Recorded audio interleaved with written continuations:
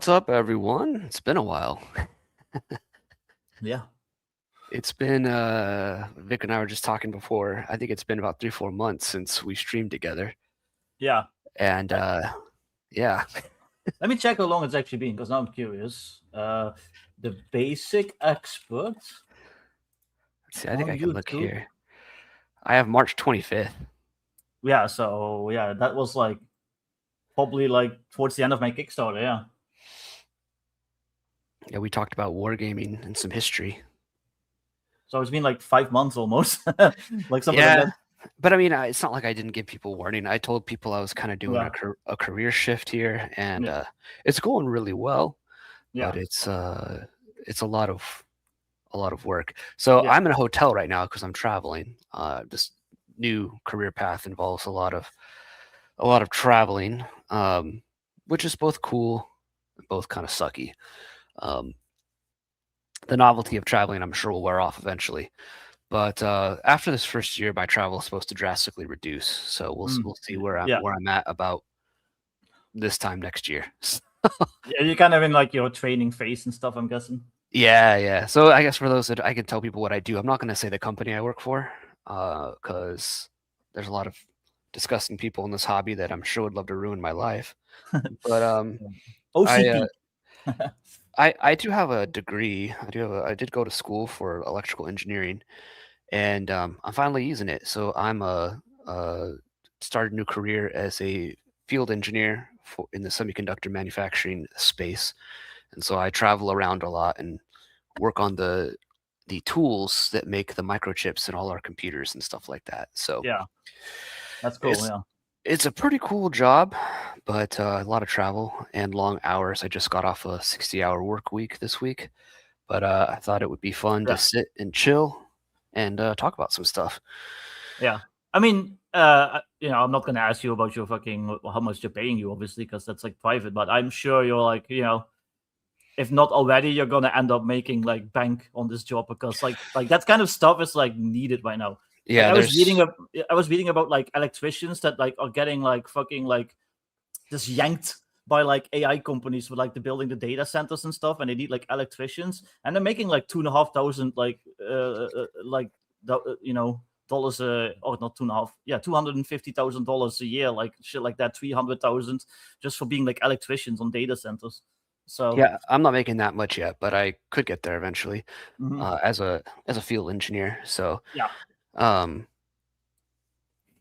I live for this. I live for the 60-hour work week. Return of the King. Ah, thank you. I'm not. Yeah. I'm no king.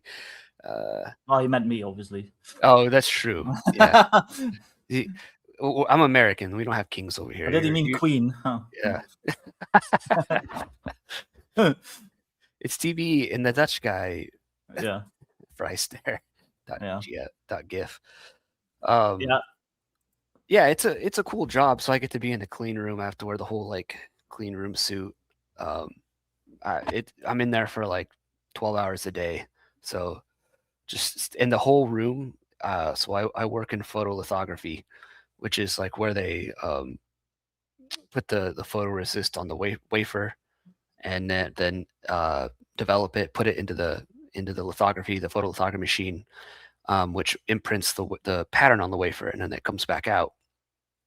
And that's what gives like the pattern for like the circuitry and all that kind of stuff. And it goes back and forth between that. It returns to the photolithography machine many times because they got to build layers on the wafer on the microchip.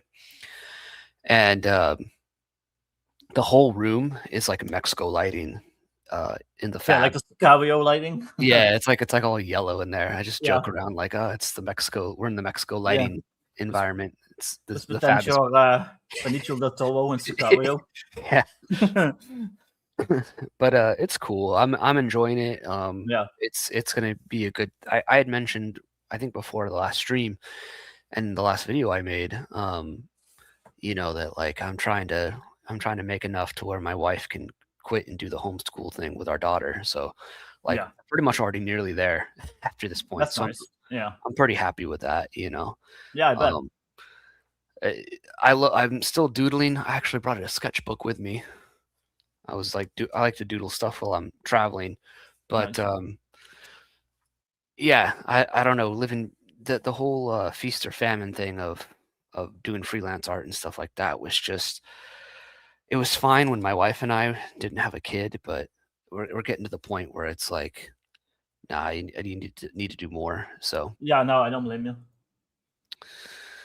but yeah, I haven't. I'll be honest, guys. I have not really played any TTRPGs, and I've not really written anything this whole time. I've just been too busy Yeah, absorbing like all the things I need to know for this new job. It's a lot. I think So that's fine. That makes sense. And I mean, you fulfilled your Kickstarter, so that's like the important part. Like anything else is just gravy at this point. yeah, I mean, I still got to get the box sets out, and I should talk about that too, because I know people are asking like where that's at. So, the guy, my contact point at the fulfillment company, has been traveling as well, and it's been hard to get a hold of anyone there. I know that the box sets are there because I just received an invoice that I'm being charged space for the box sets for White Box, and I sent them the CSV file of both people that ordered through the Fourth Wall site and obviously the Kickstarter. And I just haven't heard anything back from them.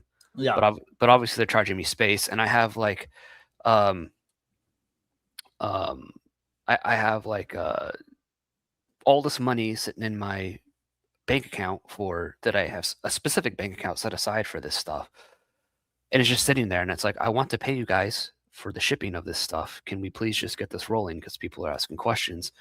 I just reached out to them again today because they're just sort of giving me the runaround. I don't know what's going on. Like my stuff is there, but they're not.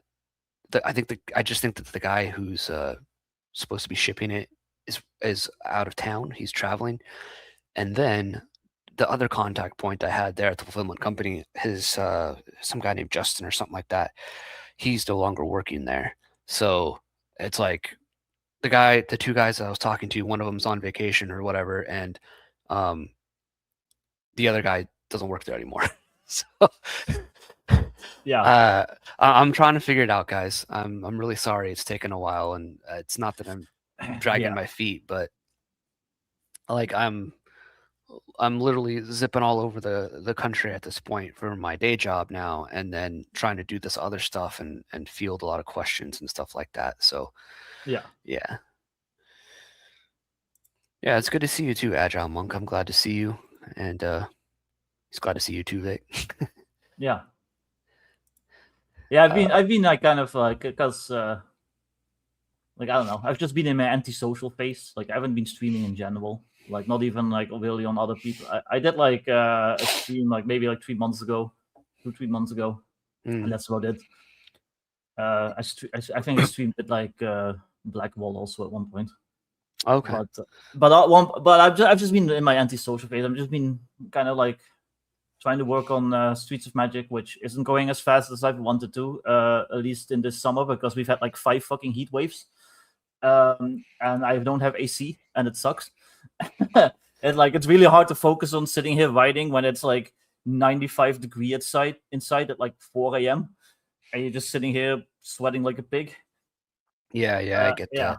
yeah, and then also just like I'm not gonna go into it because that's like private shit, but also just like some real life issues and a little bit. I'll be honest, a little bit of depression occasionally. So stemming from that. So yeah, it's been hard, but that's why I always give myself a year to get stuff done. So hopefully towards the end of this year, like the latter half of this year, rather, I'll be able to catch up. Yeah, for me right now, like I'm in Texas right now. It's like swampy gross, and so I get it. But I'm thankful that I have AC in my hotel Yeah, room. So yeah. I wanted it's to buy AC. I wanted to buy like one of those like the fucking portable stepford ones. units. Yeah, like and they were all sold out. Like they've been sold out the whole summer. Like they're like impossible to get unless you pay out of the ass. You just like buy like the 2,000 euro one. I'm like no. No.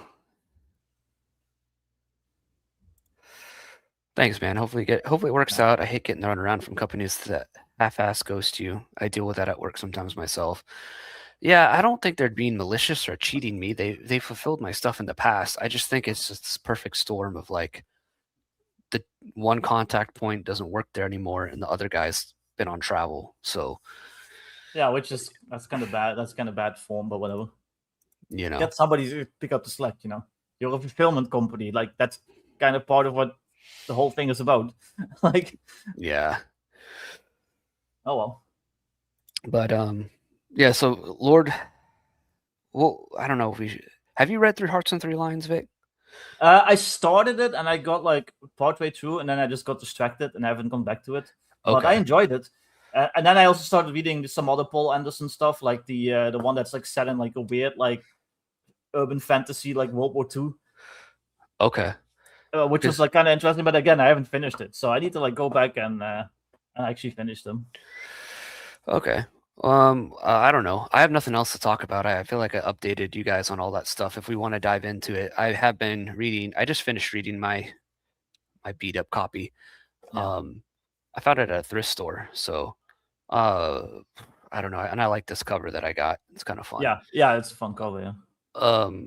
Yeah, I finished it, and I rather enjoyed it. So I guess Lord Squirrel, if you want to bounce now, you know, there you go. Yeah. I guess we'll start talking about it. But I don't know. Are you? I don't know if I should spoil it for you though, Vic, because you said you haven't finished it, or I don't know if you care. No, not really. I mean, it's an old book at this point. Like, Okay. I kind of know the gist of it because like before I ever read it, I like read like the wiki synopsis and stuff. So I kind of know like the whole gist of the story. Yeah. So I thought it was pretty interesting. There's a couple of things about it that I think are. I don't know. I guess for the first place to start is I think it's interesting to talk about Paul Anderson himself, at least like what I'm aware of him. I don't know what you're aware of with him. He was American. He's an American author, but he had, I believe he had Dutch roots. He talks about, I think about it. He talks about it a bit in this book. At least the character, it seems to pull a bit from like a lot of, particularly more Northern European mythology. So he had Danish roots, so yeah. So Anderson, and it makes sense. Anderson is more of like a Danish. Yeah, there like you go. Name, but yeah. And I think the main character is also Danish, right? To make it like and yeah. It's like Holger. He's like a World War II resistance guy. Yeah. So, what I think is interesting about this story, and I think it's actually kind of cool, is that the main character is a World War II guy, or he thinks he is at least. He's around the time of World War II, and he's like in the story he's like about to die in this battle during World War II, and like all of a sudden before he can actually die, he finds himself transported to this like different world. Yeah. And within that world, what I find interesting is that obviously like myth and magic is real, but like Christianity is like real too. Yeah, I guess Islam. Islam is there too. Although there's the Saracen. What is his name? I forget his name.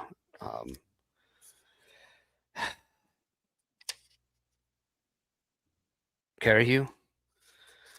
He meets a Saracen guy later who's like, he was like his friend from. Okay, I guess spoiler here. Holger. It's very much like Michael Moorcock, I feel like. And I'm wondering who.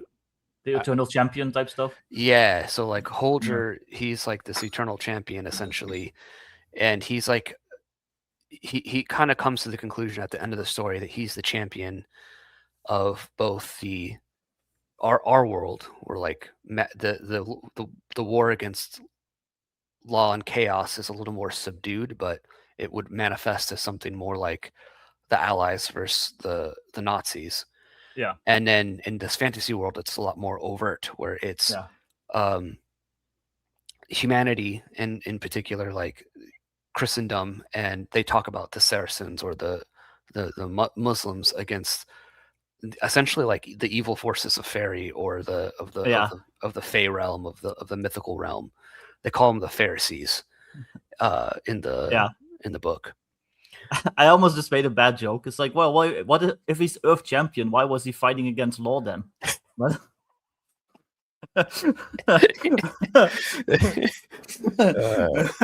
You get it. You know what I mean. I get it. I get it. Yeah. It's like a joke. Yeah. That's one thing. I think that this book is definitely a product of its time because my view, again, this is not an apologetic for Tiny Mustache Man, but Yeah. they did bad things, of course, but Yeah, of course. both sides did. Maybe one side more than the other, but like this is a side tangent thing. I think painting World War II as this like law versus chaos sort of thing is a bit strange because World War II was sort of, I think, a moral mess. Yeah. It's not. I think we, from a propaganda sort of perspective, want to paint it as like this very black and white thing, but it's really not the case that it was that. Yeah. And so I do think that comparison in the book is a little odd, but Poul Anderson to me is interesting as an author, mostly because what I know of him, he seemed more favorable. He seemed more favorable towards like pagan ideas, like his Danish pre-Christian sort of views on things. And I know that he lived in Southern California and at a like almost like a hippie commune. Yeah. You know? And so to me, it's so interesting reading the book and like I appreciate it. Like he presents Christianity as sort of like just as is, and like it's true, it works. Like if you sign the cross, like the monsters flee from you. Yeah, you know? yeah. It's very like earnest. Yeah, and Yeah. so I appreciate that coming from a guy who probably didn't believe these things. Like I think that is one hallmark of maybe a good writer. Yeah. Is that you're able to take maybe ideas you don't agree with, but they're pertinent to the story and the world you want to construct. So then how do you present them as true, but and you're not necessarily critiquing it. It's like we're just going to in this world we're just going to assume that these premises are true, and then we're going to build a story off that, and we're not going to sort of like I feel like you wouldn't be able to, there's not an author that would write this book like a book like that like this today. Like No. there would always be some Not a undercutting. mainstream one anyway. Yeah, there'd always be like this undercutting of it, like Yeah. oh, the church yeah. is evil, or Yeah.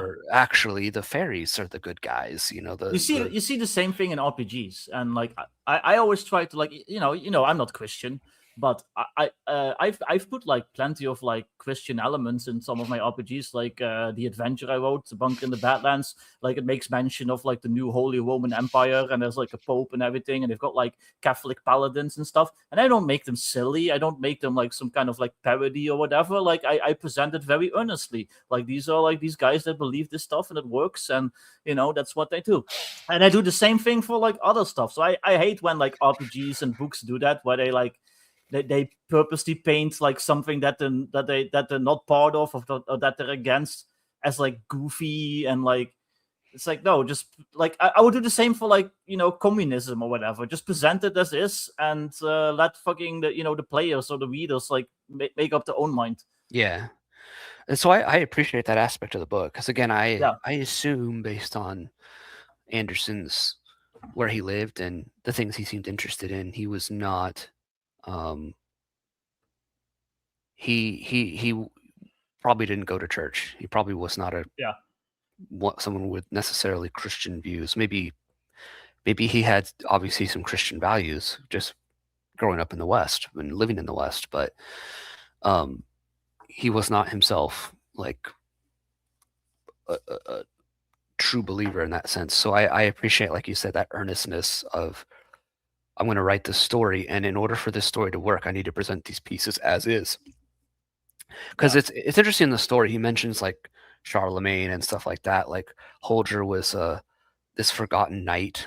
So the main character Holger, who's sent back into this world, it's like a forgotten knight of like he's up there in the ranks of like King Arthur's court and Charlemagne and his paladins and things like that. So it's pretty cool, and it's funny as you're like reading it because this is a I think you have termed this. It's essentially an isekai, Yeah. as you call it, Vic. Like I know Yeah, some people well, get mad at that portal terminology. portal Yeah, fantasy, but everyone fucking knows what you mean when you say isekai these days. Like, I'm tired of like having to mince words. It's a fucking good shorthand. Shut up. yeah. Nobody knows what the fuck you mean when you say portal fantasy. When you say isekai, everyone's like, oh, okay, yeah. It is a little weebish, but yeah, it does. Yeah, It does do a good job yeah, of explaining what it yeah, is. yeah. At least he didn't turn into a vending machine, but yeah. Oh yeah, that's true. I mean, he does get transported into this other realm, and within the story, it's like all the ladies just want to be with Holger. Yeah, of course. It is very much in the vein of like what I think a Just lot have of him. Yeah. the modern isekai sort of thing Yeah. is. But see, what that's the thing though, because a lot of like that Japanese isekai stuff is inspired by like Western like RPGs, books, and stuff like that. Like Japanese fantasy is like a pastiche of like basically like D&D and Appendix N. Mhm. If you really dig into it, so it's kind of funny. It is, and what's interesting though is that it.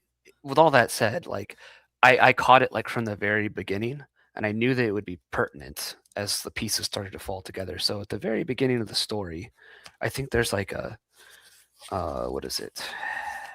A note. There's a note at the start and at the back of the book, and the note at the start just sort of like an acquaintance of Holger's that is sort of talking about him and like, oh, I knew Holger and he was this kind of guy. He was an Yeah. engineer, and he was a big dude. He was a big Danish dude, you know. And I think it says in there like, oh, he could have essentially. It's like Holger could have been a ladies' man, but he was a pretty modest guy and Yeah. never did that and took advantage of it. And immediately I'm like, these authors are there for a reason. And I found actually the thing I picked up on this story is that the this chivalric view of like chastity and like modesty and I guess for lack of a better term, like controlling your sexual urges is a big part of this story, which I found extremely interesting as well. Yeah. Because there's Alanora, who's like the Swan Maiden, and if you know anything about the mythology of Swan Maidens, um, usually you have to like trick the Swan Maiden to remove her Swan Maiden cloak. And so the old myths, like these Swan Maiden myths, and Poul Anderson is doing this on purpose, are like super old. Like they go back like thousands of years from what I understand. I think they might even go back to like the time of the Greeks, if I remember correctly, when I was researching this stuff. And you would have to like trick them into removing their cloak, and all the myths around them are like, oh, the Swan Maiden is sort of like this beautiful woman. She has this cloak that allows her to transform into a swan, and the dude usually tricks her into getting rid of the cloak, marries her. They get they have kids and they're together, and then usually in the stories it's like she finds her swan cloak again buried amongst her husband's stuff and dons it back on and goes back to being a swan swan maiden. And what's interesting is like in the story, so Alanor is this swan maiden. She's like this young, beautiful woman who's a swan maiden. And Hugi, I don't know how you pronounce his name, the dwarf, is like he meets Holger, and he's like, like he can just kind of tell like Holger's like this good guy, and he's like, I'm going to take you to meet the Swan Maiden. She might be able to help you because he's like trapped in this world. And he kind of warns them like she's really beautiful, and like most men just like lust after her. But Holger's able to meet her, and like he controls himself around her essentially, and that's why Hugi's sort of like, I'll take you to meet her because I think that like you seem like the kind of dude who can like control yourself around this beautiful Swan Maiden. And it's interesting, like throughout the story, it's like he sort of earns the love of the Swan Maiden not by tricking her and taking her cloak, but just by being chivalrous and doing valiant Yeah, deeds and being yeah. heroic, which I thought was kind of cool. I think it's an interesting. Well, that makes me wonder again, like, like was Paul Anderson himself that chaste, or again is that like just Yeah, him properly get like just like giving that trait to the character because he just felt that was needed to portray kind of like that Arthurian, like I'm like this Arthurian like noble knight like aspect, yeah. I like D&D dad and son. Yeah. I think Ned Flanders. I think I'm lusting after my wife. Yeah.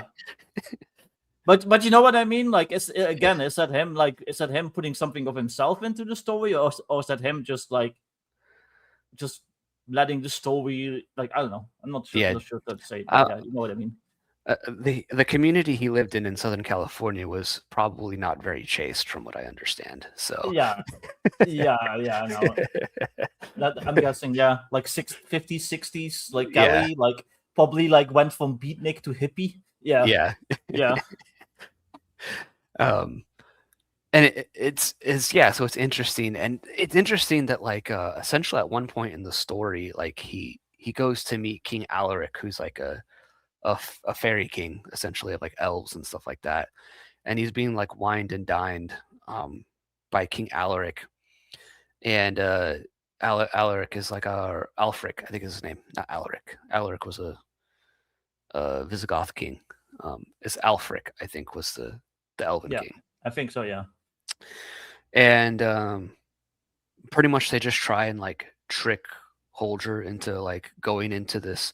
I think it's another aspect of like the drawing from mythology too. They like try and trick Holger into going into the woods with the other elves for essentially like an orgy. And the whole reason for that is like they can't kill him because he's like the eternal champion guy or whatever, or at least Morgan Le Fay, who's like the villainess of the story, whom you don't actually see. It's interesting. She's like moving the pieces behind the scenes, but you don't really see her all that much. Yeah. They try and send him to like this like orgy essentially, and the whole reason is like if he goes in there, he'll be gone for like it might for him feel like it's just like an evening, but it'll be like hundreds of years because that's what happens I think to Carahue, the Saracen friend of his that he meets later on and reunites with. He like who's like his fellow knight buddy or whatever. They meet Morgan Le Fay wants him out of the way so that she can continue her thing of chaos against, or her war for chaos against law, and she doesn't want to kill him, so she just kind of wants to get him out of the way for a few hundred years with the elves, and then she can do what she wants. It's kind of unclear because it's like she seems to have obviously a thing for she's continually described in the book as like essentially a seductress. Like she's super.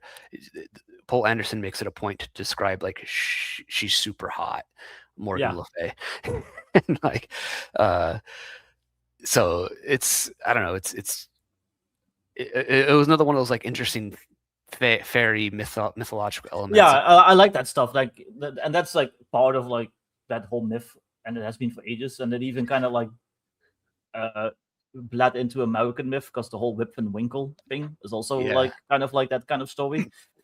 Where he goes bowling with like the random dudes, and he just like wakes up, and it's like 50 years later or whatever. Yeah. But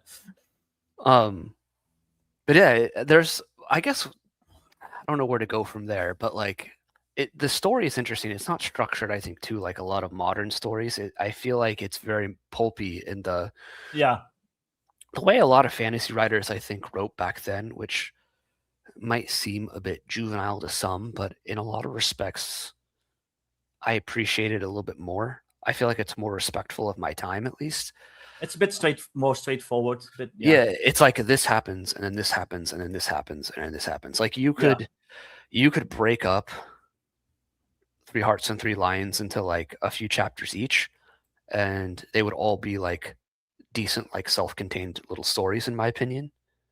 Because it's like there's like these mini arcs of like there's this thing, and then it's resolved, and then this one, and it's resolved, and then this one, and it's resolved, until you get to Yeah. the very end. And I feel like it's not until like the last third of the book that Holger gets like his true quest of what he needs to do. He needs to go find the sword Cortana, which is like this ancient holy relic hidden in this like desecrated church that where Morgan Le Fay hid it, and he has to like fight his way through all these creatures, tribe of cannibals, and um, eventually like a troll in order to get to that point and retrieve the sword. And you don't really have that. And I think that was one interesting thing about reading it was like as I'm reading it, if you're used to more modern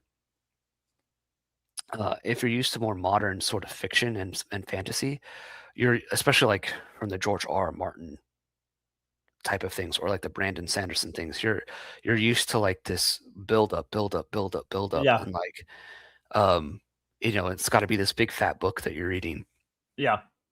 and like this is really not that at all in a lot of ways. Like there's not that like continual lore build up until you get to till you get to the final payoff. And it's not like I feel like in a lot of stories like there's hints of the final payoff like hinted at.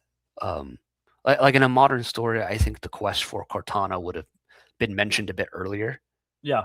in the story than when it actually is, and it would have been structured a little differently is what I'm trying to say. So yeah, I don't know if it was serialized in sci-fi magazines before it was a book. To me it kind of read like it could easily have been serialized though. I might look that up. Let's see. Well, maybe I don't know how much he did serialized stuff, but maybe if you just kind of used to that, that's just kind of how you write in general. Like I don't know, like I can imagine so because my writing is very specific as well because I'm used to like RPG writing and stuff. It was originally serialized, yeah. Appeared in 2 installments across the September and October issues of the Magazine of Fantasy and Science Fiction in 1953. And then in 1961, the book publication was released. Okay. That makes sense. My intuition was on point there with how it read. Yeah. What's up, Grognard Nightmares? Good to see you. Yeah, so I think the structure of it is interesting, but I sort of like that feeling of again, I feel like it's more respectful of my time, and like I could pick this book up, read a few pages, read a few chapters, get to a point, and then like not pick it up for a couple weeks, and then pick it up again, and I'd be fine, I think. Yeah. It's not like too complex where you're like, what's this character again? Like, oh, I got to go back and read a few pages or skip it to figure out where I'm at. Yeah. I put this book down and I didn't pick it back up. And this author's trying to write this ultra complex story. And I think there's something to be said of like the way fantasy's gone, where I think that the more straightforward pulpy story, I would like to see more of that these days. I know same, because I've always preferred those anyway. Like I don't like those big like 600 different characters with their own point of view chapters. Like I don't like those kinds of books. I want to just read about like a big guy with a sword traveling around and fighting shit, or like a cool wizard or something, like, or a thief. Like I just want to like follow like one, maybe two characters, and that's it. I don't like those epic, the epic fantasy, like the Game of Thrones type stuff that everyone's like pushing these days. Well, I think it's because those stories lean a lot into drama. Yeah, which I don't care. Drama and romance, and there's romance in this too. But like, one thing I will note about this is that there's a lot more action in this than in a lot of modern fantasy. Yeah, like you're getting a lot more battles and sword fights and things like that, which keeps me interested. Like, oh, this is cool. As a dude, like I'm interested in that kind of stuff. I don't need like 300 pages of like exposition and political maneuvering. Yeah. For example, like I like the Dune series. I like Dune. I even like Dune Messiah and Children of Dune. I think that those first 3 books are pretty good. But oh my gosh, once you get to God Emperor, it's like, dude, this book is so long and nothing's happening. Yeah, that's why I always still prefer the first Dune book, and I almost see it like as a standalone story. I'm not actually even really interested in like anything beyond it, because it's mostly just about Paul having his cool epic adventure and like becoming the emperor, and then it ends. Okay, I'm satisfied. He's the boss now, and yeah. Yeah. Yeah, no, I agree. Yeah. I've read like I haven't read like the mainstream Songs of Ice and Fire books, because again I don't care. I don't want to read about 6,000 different point of view characters. Plus, also because he hasn't finished it.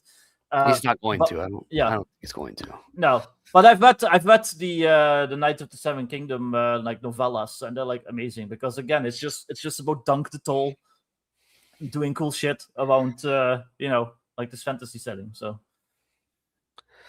yeah, like Game Master Rogers Neighborhood. Yeah. I don't have time to get invested in a 40-book epic fantasy with 100 main characters.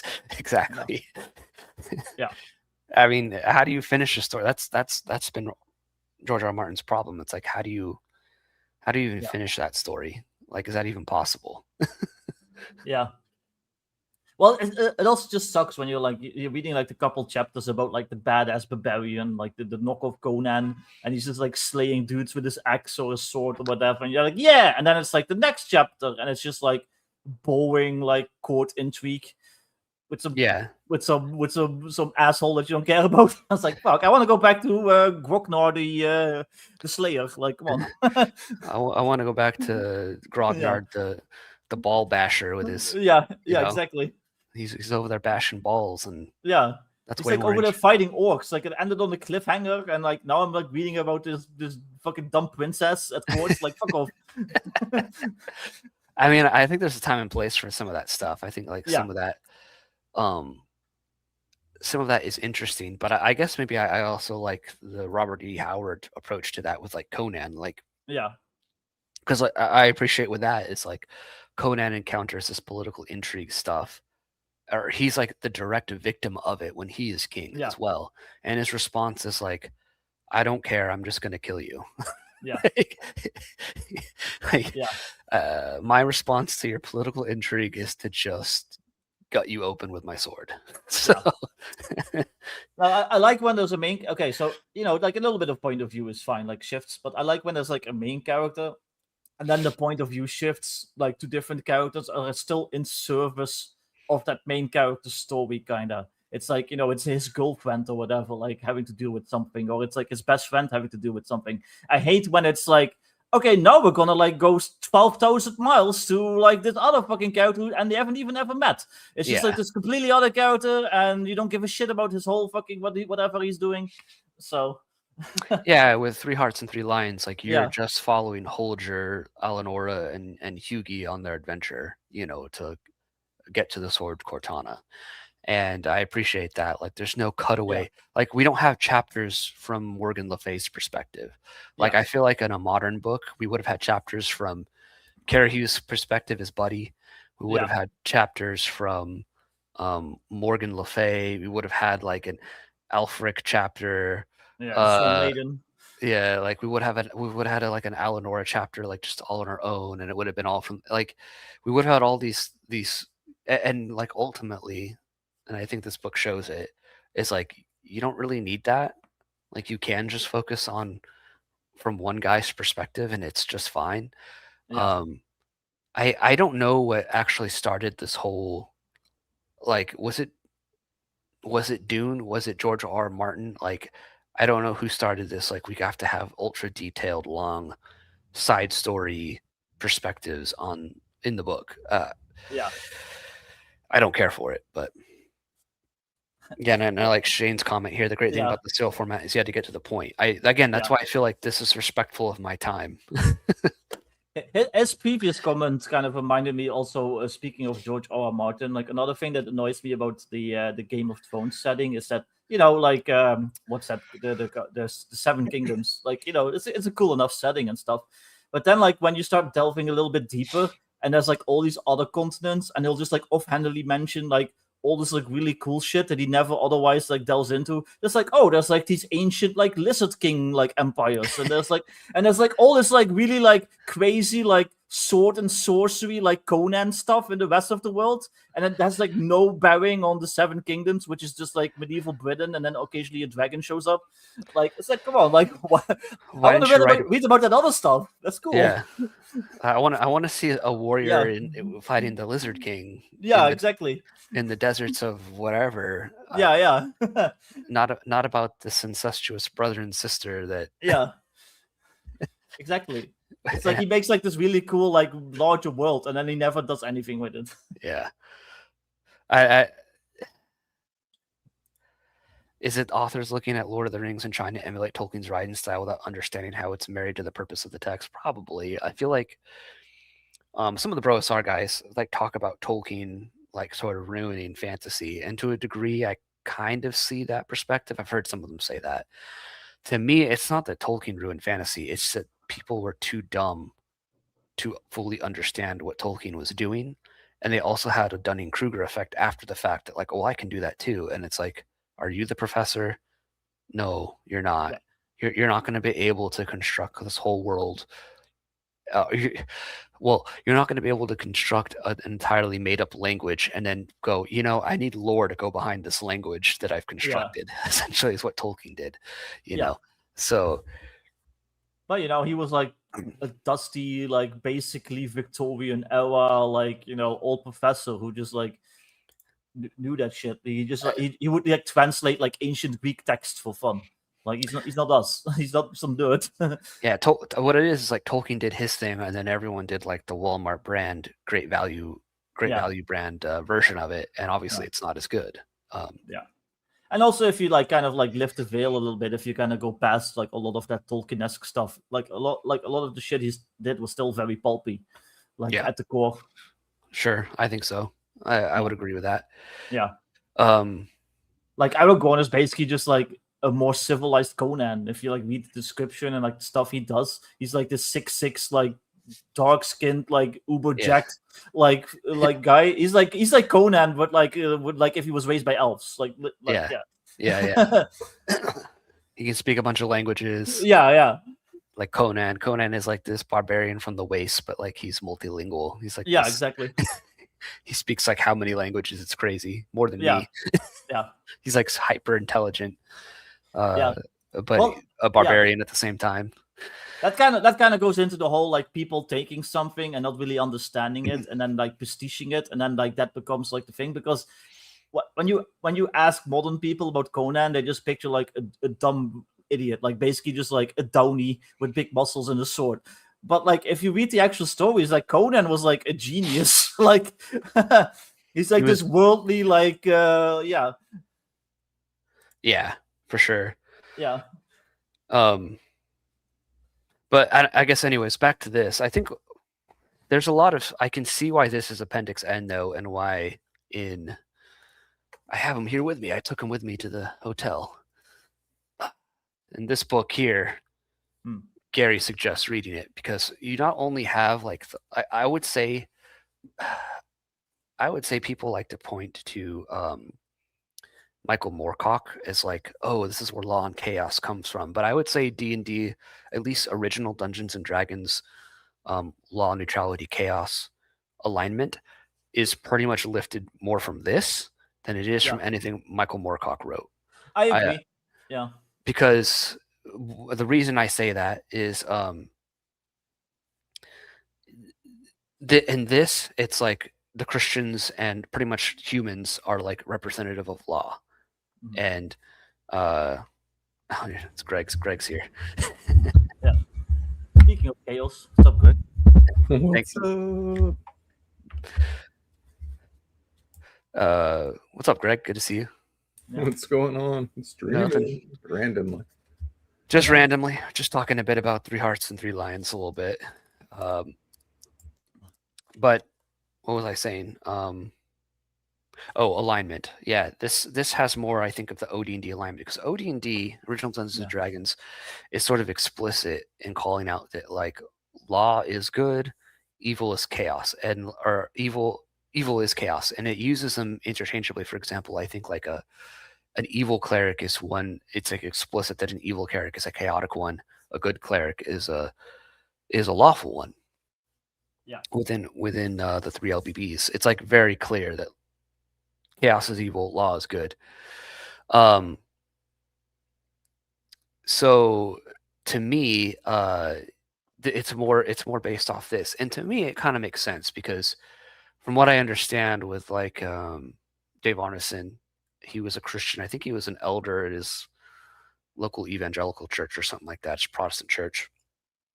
And Gary was, I think he started Jehovah's Witnesses. I don't know if he remained that, but both of them had probably more of an affinity towards something like this than they would, I think, towards the Michael Moorcock style, where Yeah. it's a little, Moorcock's is a little more, I feel, nihilistic in a lot of ways. Yeah, well, yeah, especially, yeah, like Elwick of Malamone is like, it's an asshole. Yeah. Like, yeah, yeah. So I think that I think that like D&D alignment, at least from original Dungeons and Dragons, I think things shifted a little bit once you get to AD&D, but in OD&D, Three Hearts and Three Lions, I think, is a great book to read, especially how to run monsters too. Some of the monsters are cool. Like they fight. There's a similar encounter in it, like in The Hobbit, with like a troll, and they like wheel and deal with it until sunrise, and it turns to stone. I thought that was interesting. Yeah. There's a troll at the end where this is like clearly they read Three Hearts and Three Lions. Dave Arneson and Gary Gygax, they read Three Hearts and Three Lions and just lifted the troll like right out of that. Like the way the troll is described is like how it's presented in the D&D books, like green leathery skin. You could like chop it up and it will just like reassemble, and you can only kill it with fire. Like they were clearly just reading Three Hearts and Three Lions, and I didn't do any research into trolls. I don't know if you guys know more about that, but I don't know if the mythology or the concept of like only fire killing a troll. I don't. The whole stone thing is because like even like David the Gnome like used to do that, like you know that old cartoon, like which was very inspired by like old European mythology and stuff. And even in that, like like if they were stayed up, you know, with sunrise, the trolls would turn into stone. Which like always surprising to me that like D&D never really like copied that. But well, from what I understand, and you know, Victor's from the Netherlands, so he probably has more of a closer perspective on that, because you walk outside Victor's house and there's like a castle. Yeah, I do live within walking distance of a castle, yes. But this, like, my understanding is that troll wasn't, you know, like, it was a word that was more all-encompassing of different types of... Yeah, it was like monster, basically. Kind of spirits of nature. So there was the chaos of nature, that was the dark woods and the dark forest and, you know, the black forest and stuff like that. And that's where these creatures lurked. There were outside the fringes of the world of men. And then there was the good nature that was more sacramental, and it was the farmland and the homestead and, you know, the fishermen and so there was like a separation between types of nature. And so trolls were the chaos of nature intruding upon the order that man has created, basically. There's an interesting element of that in this with a werewolf. There's a part in the story where they go to like this poor holding of like a knight, and his sigil is like a wolf. I forget his name, but there's like a werewolf terrorizing the countryside, and they don't know who it is, and it turns out it's the lord of the land, the knighted guy who runs that holding, his daughter. And they kind of explain in the story that like it's this genetic thing where like back back a long time ago, one of them was cursed, and they're Holger's like theorizing this. He's like, that's another thing in this story, is like he's trying to find like a scientific explanation for everything that happens to him. Like, oh, maybe like there's a knife, there's like this dagger of burning, and it's like, oh, he just concludes that, like, it's made from magnesium, and that's why he's like able to light it underwater and stuff like that. But anyways, this werewolf is like terrorizing the countryside, and they figure out, like, well, because the forces of chaos are advancing, as the fairy realm is expanding and drawing nearer to like civilized world, these old things and these bloodlines is like reawakening in people. And so since she needs to get, I think that they conclude, like, she doesn't end up killing anyone as a werewolf, but like they figure out, like, we need to send her as far away from this frontier world where the Fae are entering as possible. Like, she's supposed to be married off to some other lord or something like that, and they're like, we need to marry her off and get her away, because like the closer she is to the fairy world, on the borders of it, like the more that this is gonna keep happening. If we get her away, like, she's not going to transform into a werewolf anymore. I found that interesting. So chaos is like directly influencing her like transformation and stuff. Yeah, I thought that was a cool, like, little explanation within the story, a little interesting sort of lore that, like, oh, I could pilfer that for my games and whatnot. I would love if, like, you know, somebody got the rights to like 3 Hearts and 3 Lions and actually turned it into an RPG. That would be fucking sick. Yeah.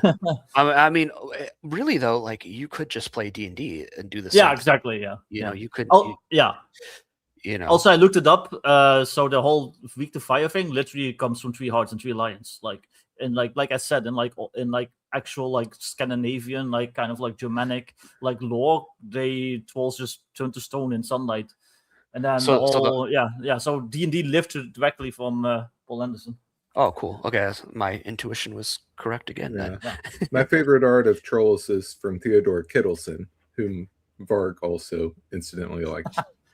But I guess it's like the troll is like a mountainside or like a pile of just mulch, or it's a hay bale on a farm, and like, or it's like some moss in a swamp, but you can kind of tell that there's like a creature there. So I guess it comes from the imagination of someone like out in the countryside, and it's kind of like Ichabod Crane. You know, your imagination starts to go wild a little bit, and you start seeing these monsters and creatures and spirits, but they're just objects, like things that are out there in nature. But you kind of turn that into, you know, like a troll in your mind, and what it would be like. I love his artwork. Of all the different Scandinavian stuff that was like turn of the century. Yeah. I'm going to answer this off-topic question real quick from Crafty. He says, it is a bit off-topic, but what are you doing with your weekend while you're away from your family? Who's caring for your duckies? So I'm away for a very long time. My wife is taking care of the duckies. This isn't my first trip now with this job. I usually just try and find like old used bookstores and try and find old used books around for me. Like last time when I was in Phoenix, I found some copies of Fafhrd and the Grey Mouser. So I got like a hardcover copy of that was really cool. And I got Red Planet by Heinlein, which is like an old, you know, sci-fi novel that I've not read by him. So I was like, that sounds fun. I'm going to read that. I'm slowly trying to increase my collection of like old pulp books. Yeah. I'm slowly trying to just have, I'm not buying new books anymore. If I'm buying fantasy, I'm buying stuff like this. Right now, I actually started reading Witch World by Andre Norton. And that's another portal fantasy isekai sort of thing where it seems cool, though. I'm excited to read it. It seems like really neat. So, you should also, Paul Anderson, you should check out Operation Chaos, which is like that urban fantasy, like World War II, like kind of thing. It's basically it's like a world where they have scientifically proven that gold exists, and then there's like magic and stuff, and then it's like an alternate World War II where there's like this Islamic Caliphate that has like invaded the US, and then they're fighting them off, and then the main characters are like a werewolf and a witch. and they're like Oh, they're interesting. being sent on like the secret mission to like stop the Muslims from like unleashing like a secret weapon. It's cool. Interesting. I'll That have to sounds check very that out. similar to something that Victor might be. Yeah, interested like I started reading it because I was working on Streets of Magic, and it's like this would like fit perfectly within like the Streets of Magic like setting, like this weird alternate World War II and stuff. Like I'm doing like in my Streets of Magic setting, like I'm making the Ottoman Empire still a thing, like even though it's like, you know, the mid 20th century and stuff. So I made Frank read The King of Elfland's Daughter because he had never read it before, and it kind of blew his mind a little bit. So he's ruminating on that. There's elements of that in this, I think, Yeah. too. I'm wondering if Paul Anderson had read. I'm sure he did. The King of Elfland's Daughter, because there's some stuff in this that's very, very similar. The whole time distortion thing, like in The King of Elfland's Daughter, he goes in the I forget the character's name in the beginning. What's his name? Hank. It's not Hank. Oh, He's the young king, king's son, who goes into the fairy realm to try and marry the elf daughter. Averick, right? Averick, I think. Something like that. Yeah. He goes into the elf lands, and then he comes out, and like, you know, tons of time has passed in the human realm, and he was only in there for what he felt like was a few hours in the Fey realm. So there was some that seems to be like a common thing,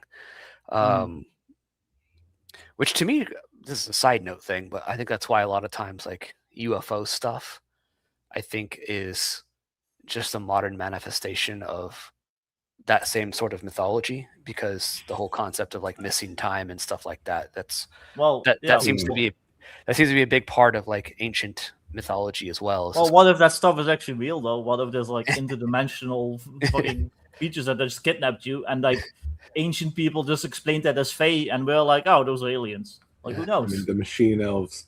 Yeah, I just basically, picked up Polaris, which is the Orthodox book, kind of fantasy, and he goes a lot into time in the book, and how in the medieval mindset in the Middle Ages, time was perceived differently in the West and in Christian society, completely different from the kind of linear time that we have now. It was more of like a perception of an eternal coexistence between heaven and earth, and it was very cyclical. And they didn't own clocks. Like, they looked up at the sun and the stars, and that was their perception of time. Or the church bells and things like that were used for time.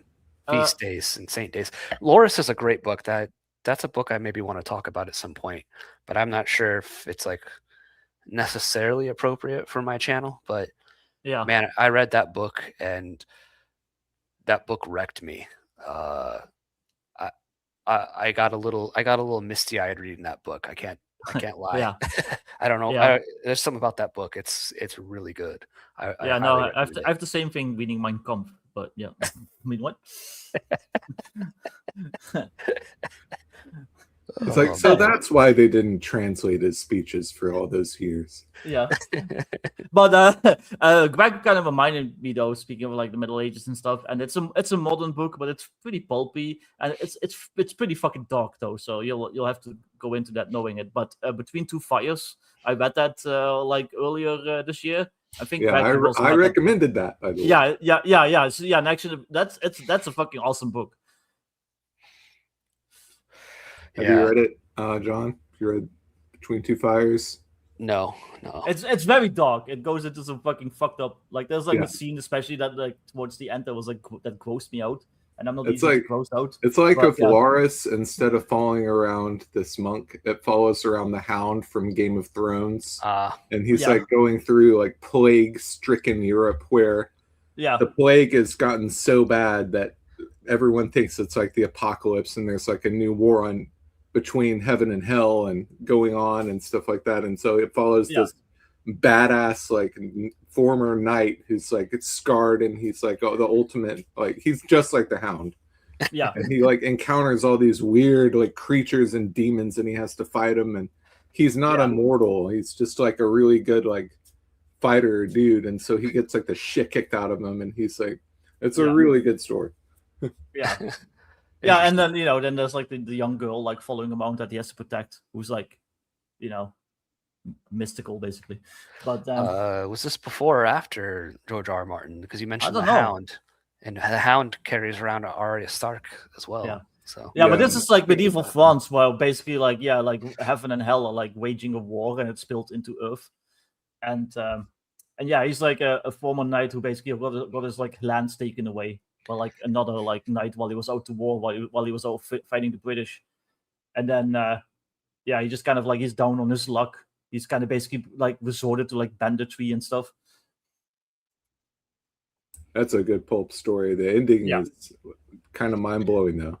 Yeah, it's like you kind of find out who the girl is and like why she's accompanying him and stuff. It gets pretty like spiritually intense towards the end.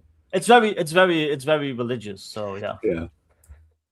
Well, I mean, speaking of that too, what I found interesting with this book, going back to this with 3 Hearts and 3 Lions, was there was something interesting in it, like towards the middle of the book, or maybe the last third of it.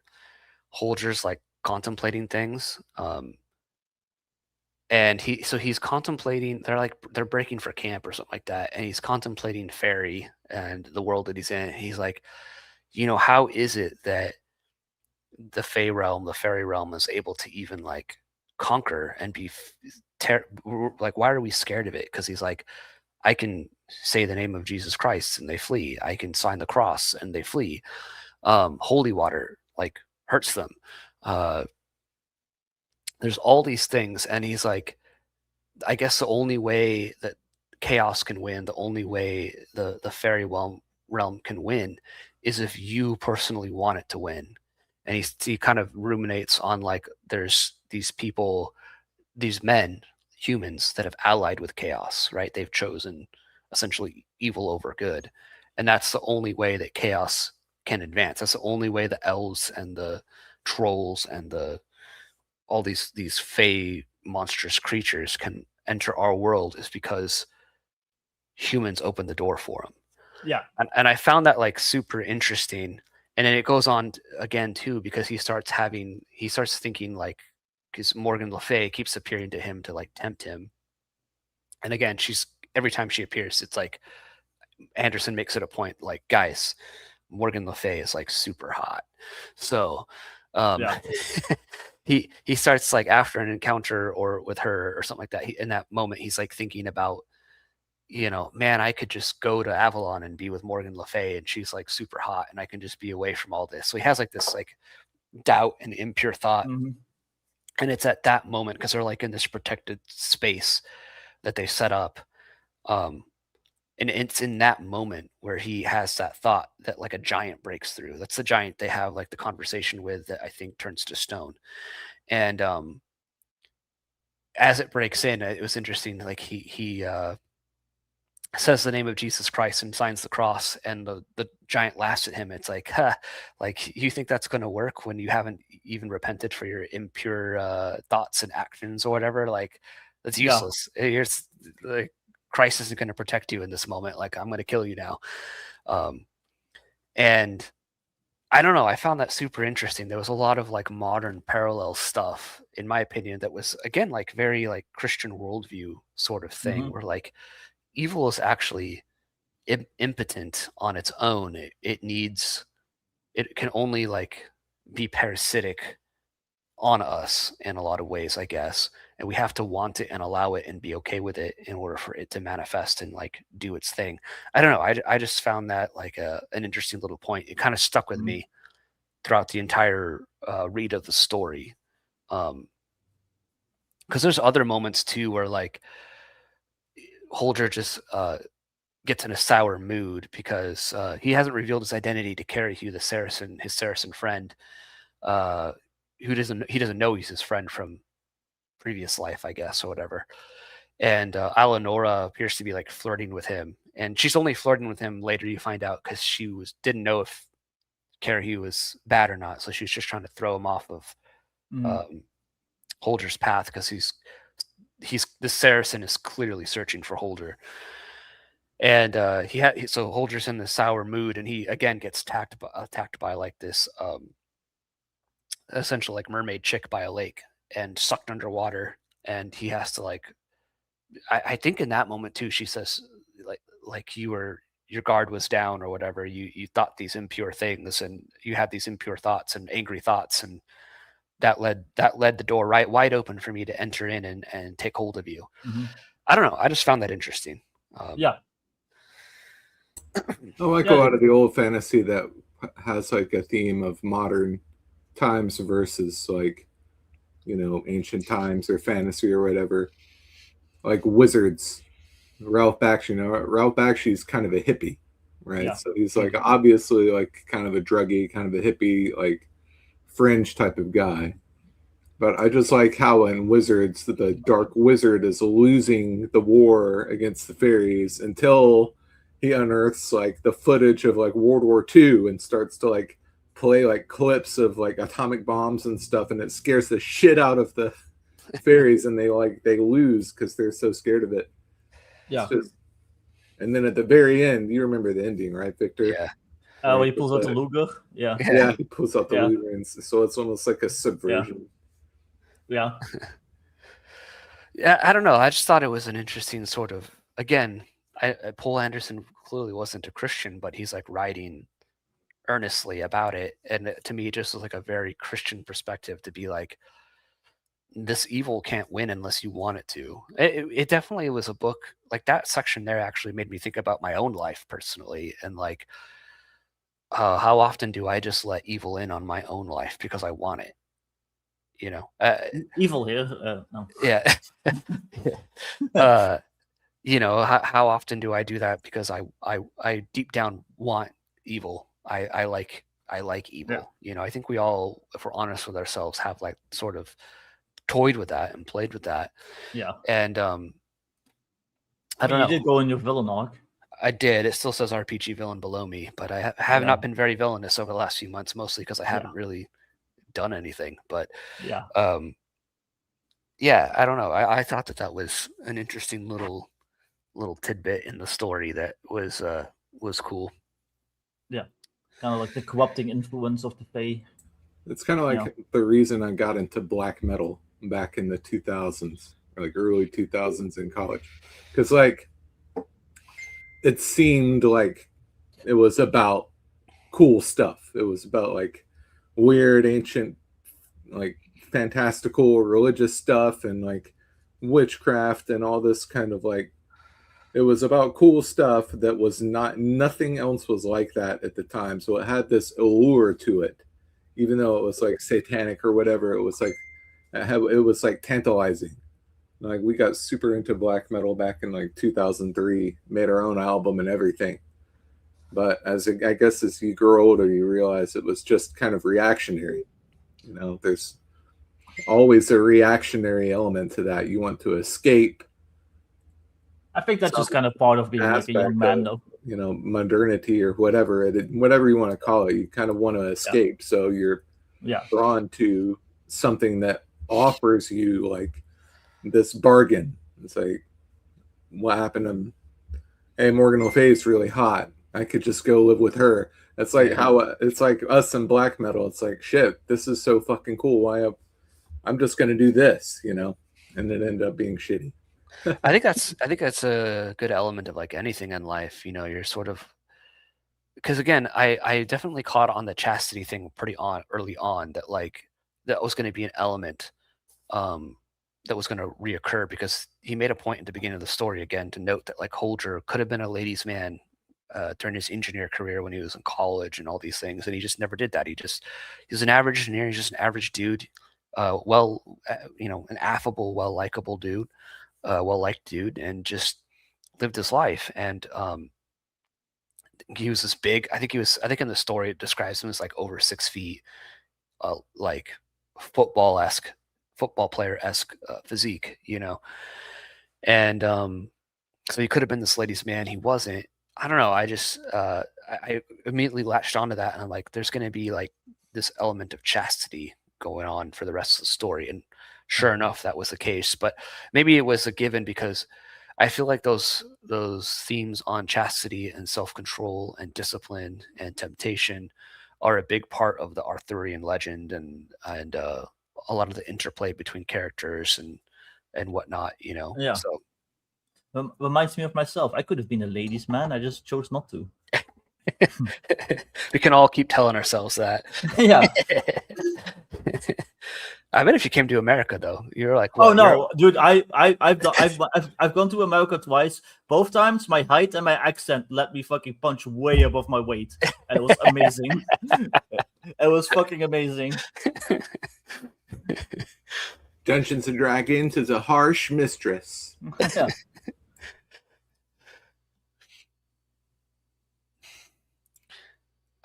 Greg, I think a lot of young people, myself included, missed a point of games like Doom and Quake. We latched on to the aesthetic, not thinking about how we were playing the single guy against it. That's what Crafty says. Yeah, people like Doom because of the demons and all the cool like heavy metal stuff in it, but then you realize later that you're playing the one guy who's like killing the demons. So it's like yeah, Sandy Peterson is right in that case when he got hauled before the Satanic Panic and he had to explain that no, you're actually killing demons in the game. They're bad. You're killing them. They're bad. You're not supposed to ally yourself with them. Yeah, Sandy Peterson, creator of Doom. That's a crazy accent. Where are you from? District 9? Yeah. I'm not Afrikaans. I mean, I could be, but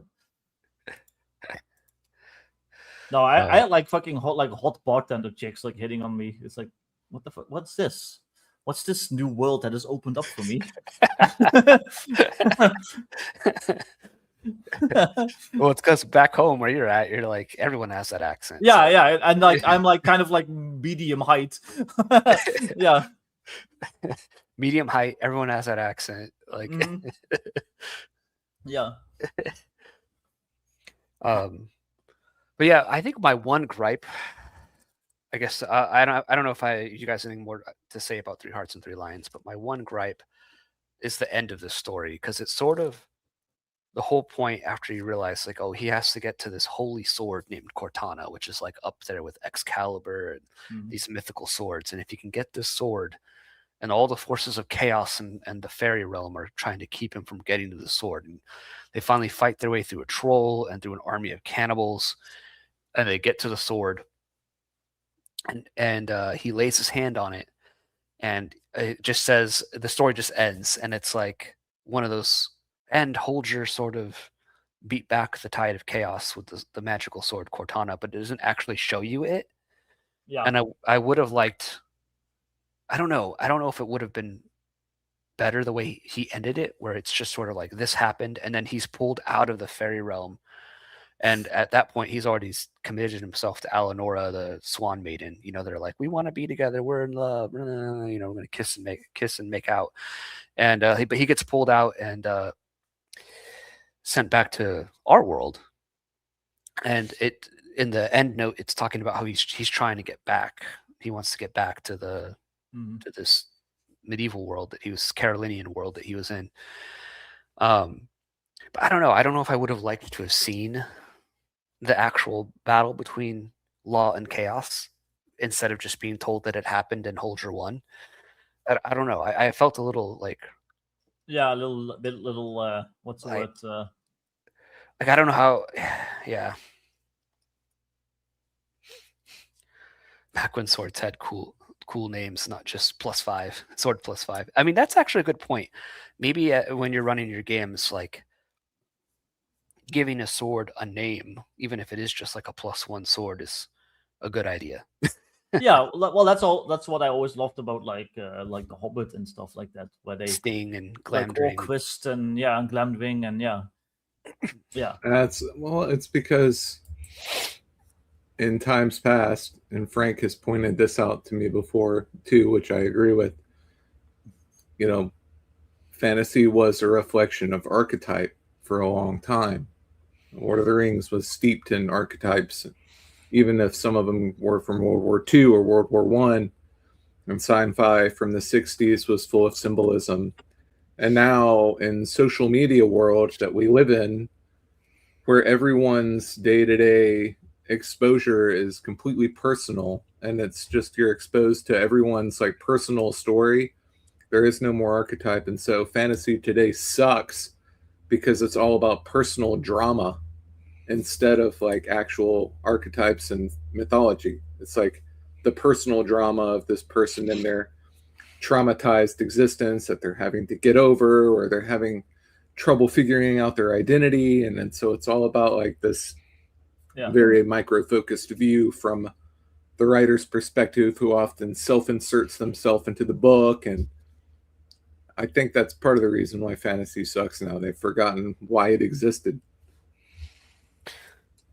I think that's why I'm having more fun reading this old stuff. Like even like if Witchworld and Revenge of the Horse Clans and Poul Anderson and a lot of these other stories, even if some might criticize these stories, it's like, oh, they're actually not that well written. It's like, well, I don't care. They're more entertaining than the crap I'm seeing on the bookshelf right now, you know? And at least then, like, they were still, I think this is an element actually of back then, like to know stuff about fantasy, to know stuff about mythology, you had to actually care and look it up and research it. And then you'd write your story, you'd create your fantasy world. And now it's so sort of incestuous. Yeah, it's all self-referential. Yeah, and maybe this is the same thing that's going on with like AI, for example, where it's like this feedback loop of like it's crap in, crap out, you know, like the AI is like feeding on its own output, and so it just gets worse and worse and worse. I feel like fantasy's been doing that for like a long time, where like there's like this output and it feeds back in, and it's like not referencing anything external anymore. It's like, well, what did Brandon Sanderson, what did J.R.R. Tolkien do? What did so and so do? You know, I'm going to do that. And so it just I think the quality gets like just further down and down and down. Whereas like the real fresh thing to do is probably to be like Poul Anderson or something like that, and like just look at old mythology and write a simple, straightforward story. Like I think that would be very successful at this point. Like if you just did that, like I'm going to be influenced by classic mythology and just write a really straightforward story. No agenda attached to it, you know, and the cover art's not going to be like the Tumblr style pastel colors. And I went into a Barnes and Noble the other day before I left on this trip, and it was so depressing to be in there, like in the fantasy section. There was nothing good there. It was all crap, all garbage, all just garbage. Yeah. Also, I don't mind the degree of like self-referential, but I wanted to like reference like all the stuff, because you know I don't want to read a book and it's like based on you just mentioned the writer, the really famous writer these days, Brandon Sanderson. Yeah, like I don't want it to reference Sanderson. I would love it to reference like you know, maybe Poul Anderson, like or something like that. But and the problem that you might run into if you're not careful is to be reactionary, because you go into Barnes and Noble and see all this crap and you like get frustrated by it, and you go on X and you see all this shit, and it's just, it makes you feel like crap, and you're like, God, this sucks. I'm gonna write my own classical traditional fantasy thing, whether it's D&D or it's a story or whatever. And then you end up kind of like Comicsgate, which I'm not disparaging all the Comicsgate guys or anything, because I'm, you know, it's still kind of a thing, but it's like, well, we're just gonna make this to own the libtards or whatever. It's like, you know, it's completely reactionary.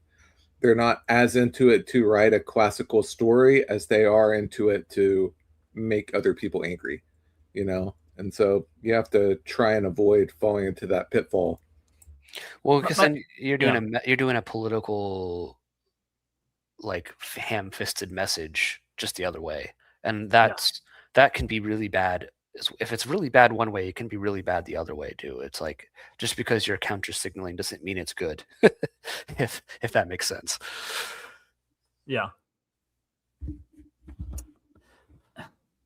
So my favorite, probably my favorite fantasy series right now is Forgotten Ruin, which is kind of like the whole premise is kind of silly. I've mentioned it before. It's like modern like army rangers. They end up in like the far future, but like a nano plague has turned everything into like D&D land and stuff like that. And like, you know, like it sounds very silly, but like the way it's written, like you can tell that the two writers are like huge fans of like old school D&D and stuff, and they actually like know their shit. And yeah, like it's actually like it actually goes like way deeper than you would expect it to, and it's fucking awesome. So I would say if you want to like read like kind of like a modern like pulpy like fantasy series, I would suggest that. You've talked about it before. Nice. Yeah. I think from now, like I said, I'm reading Witch World next, so maybe I'll do a stream on Witch World after I finish reading that, and then I'm gonna read because I only brought a couple books with me. I can only fit so much with me on my trips. We should do like a book club. That'd be fun. Yeah, I'm fine with doing streams like this because quite honestly, like yeah, just fucking tell us what you're reading, and I'll dig up a EPUB, and I'll fucking I'll read it along with you. Right now, I'm reading Witch World, so Yeah. if anyone else wants to read that with me, I'm reading that. I'm right living now. in a bitch world. A buddy of mine has started, for the past year, has been reading R.A. Salvatore. And he's read 22 of the Drizzt books. And Jeez. There's that many? There's more than that. There's more, like 50. Yeah. There's like 50 of them. Ugh. And like they're so like D&D coded. It's fun in a way, but it's also like it can get tedious because like there's like sections where they literally reference initiative. It's like saving throw. Well, he doesn't say saving throw, but like it's obvious that in the story they're he's writing out what happened in their D&D session. Well, that's like that's the whole genre now. Where Yeah. they purposely fucking do that, like the whole lit RPG shit, where they literally write stories like the characters are in an RPG, and they'll literally reference like giving the characters statistics and stuff. And it's like a hugely popular like genre now. Like I've never read any of them because I don't really like that either. But yeah, that shit's like making like bank. I like corny fantasy. I like silly D&D fantasy to a certain extent. And like I enjoy it's fun. It's like, you know, it's cotton candy. It's popcorn fantasy. I can dig it, but I do get tired of it pretty quick. You know? Reading 22 of them, I read the first and third and they were rough. Yeah. No, I love reading pulpy stories, but I also and I love going back, you know, to the source. But I also love finding like more modern writers that do that really well. Like also like one of my favorite series that I've read in the last few years was the Cormac Saga by William King, who does like a lot of like the Warhammer fantasy books. He does like Gotrek and Felix and stuff, which are also awesome books.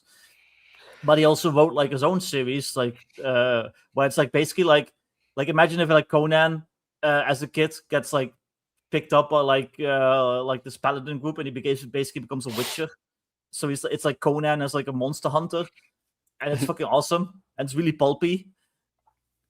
So yeah, like again, like I would suggest that series. Like there's like plenty of like more modern. If you look past like, you know, the mainstream, if you look past like the bestsellers, guys. Yeah, when cool stuff. I go into like half price books now or like other used bookstores, and I just look in the old fantasy and sci-fi section. Yeah. And I literally just pick most of the time books just based on cover. Yeah, I used to do that too. Yeah. What's that one coffee shop book with the orc that owns the coffee shop? Yeah. I know what you mean. It's like you look at it and you kind of want to throw up a little bit in your mouth when you see the cover, because it's like super it's like everything that we hate, but apparently that book is not bad. And like it made a lot of money. The people who look at the cover and get a little bit nauseous into reading it, and they're like, okay, that wasn't that bad actually. See, but so maybe I'm fucking weird, but I like at its core, I don't even have like an issue with the premise of like this is like this orc and they're running like a coffee shop, because I like that kind of like urban fantasy thing. Like I could definitely see like in the Streets of Magic setting like some fucking orc barista, like, you know, that's fine to me. But then like they just like everything else they do with it is lame. Yeah.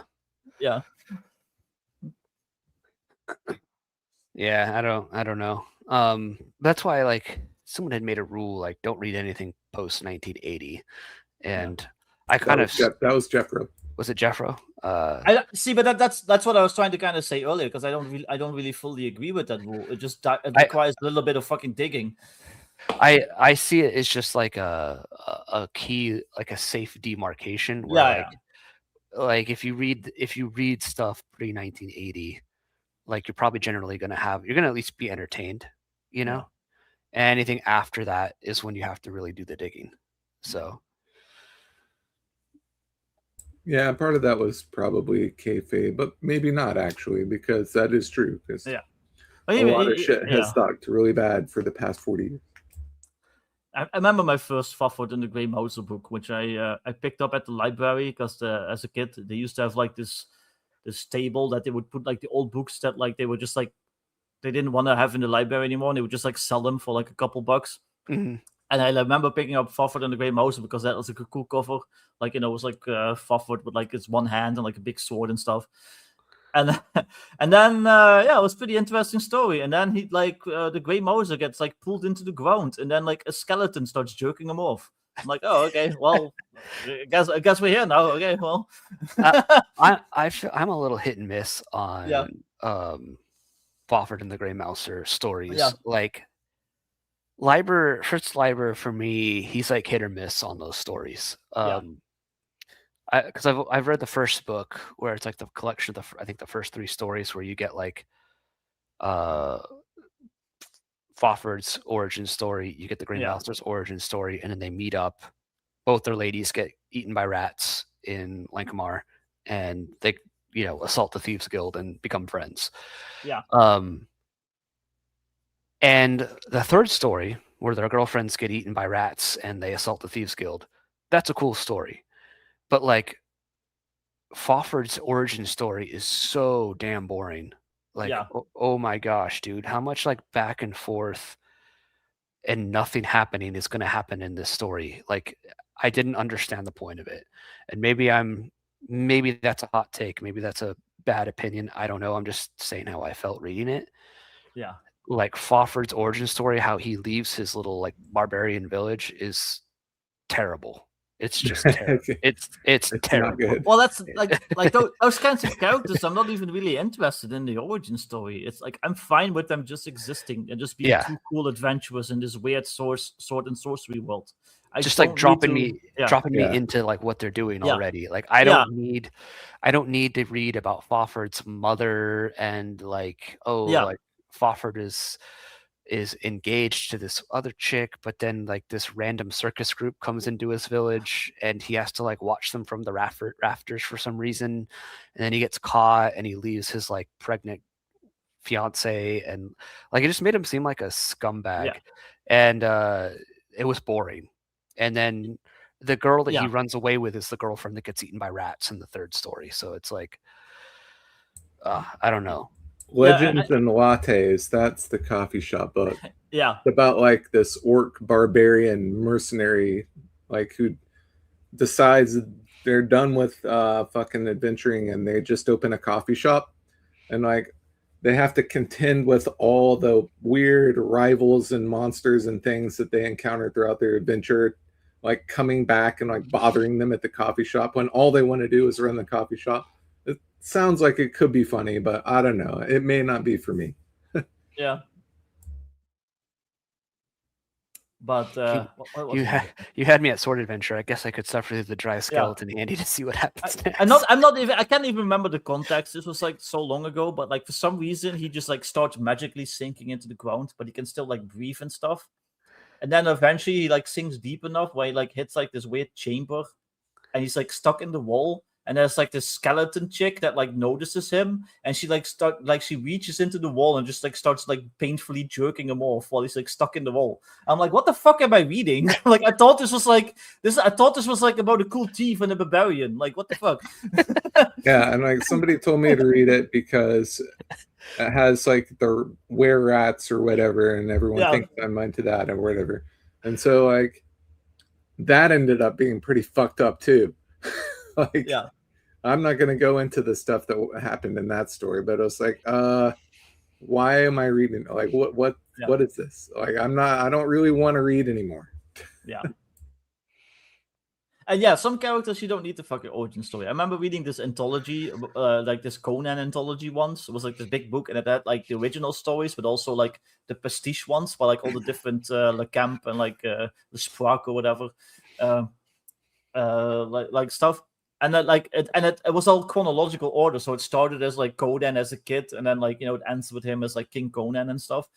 And like those Conan as a kid stories, they were like interesting, I guess, but they were like, it's like, can we get to the part where he's like old enough to be wandering and like slaying with motherfuckers with the axe? Like, I don't need to read about him like being in his tribe and being like moody and like hanging out in the woods, like trying to get away from his like dad and stuff, like shit. Like, I want to fucking read about him, slaying motherfuckers. And then I got to the point where he's like 16 and he joins like his first like raid, and that's like where it like really picked up. Like, that shit was cool. But yeah, like those first few stories were like really just boring. Yeah. Finfish says that's why you recommend Swords Against Death. That's true. I heard people say that, but it's like, for me, it's like I hadn't read him yet. So I'm just gonna read him in order, and not maybe in order of like what's most entertaining for the Fafhrd and the Grey Mouser books. Yeah. But he says those stories are much better. And then Game Master Rogers Neighborhood says, I love Fafhrd and the Grey Mouser stuff. Yeah, the origin story isn't great. Just do the thing. We don't need the backstory. Agreed. Yeah. I've not read any Elric books. That's something I've been looking for, is to try and find some Elric books. I'm kind of hit and miss on Michael Moorcock, though. I think I find that his philosophy, his sort of Manichaean dualist sort of philosophical, theological view of the world to be sort of, I don't know. It's a personal thing for me. I just find it to be bad, and I can't get over it mentally. It makes no sense to me. But I get that the stories are cool. Like, I've read, what's the one with the guy with the eye, Corum? What are those stories called? Something, the sword of something. I don't know. Corum. He's like one of the eternal champion type things. Yeah. And I've read those, the Sword trilogy. I think that's what it's called.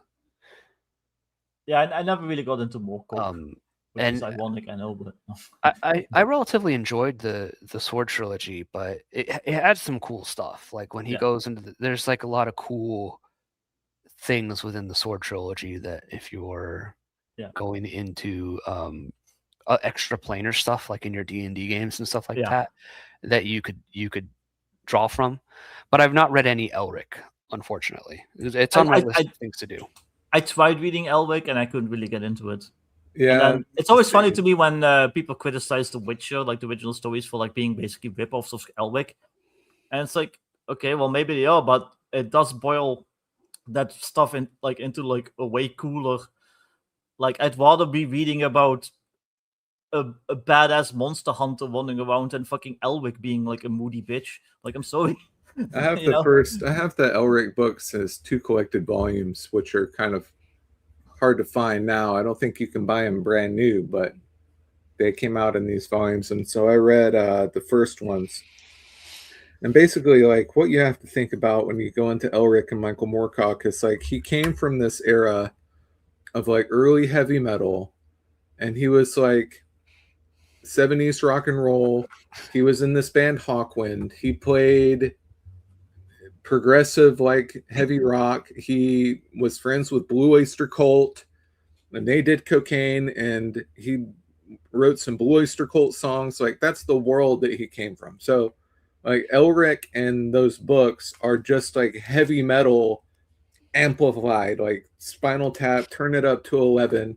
It's like you're reading a story, and the story is the album cover for a 70s like hard rock band. Like, that's what it feels like. It's so over the top and big, and it's got like these big brooding characters and these heavy themes and cool swords, and it's just like, that's what it feels like.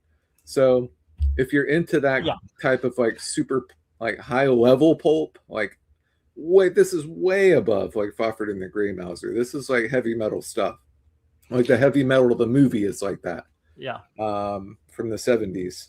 then you'd probably enjoy it. But I don't think he didn't write those to be philosophically sound by any means. There's like weird references later on in some of the stories to things that happened in his real life, and he's like naming like real people from the real world.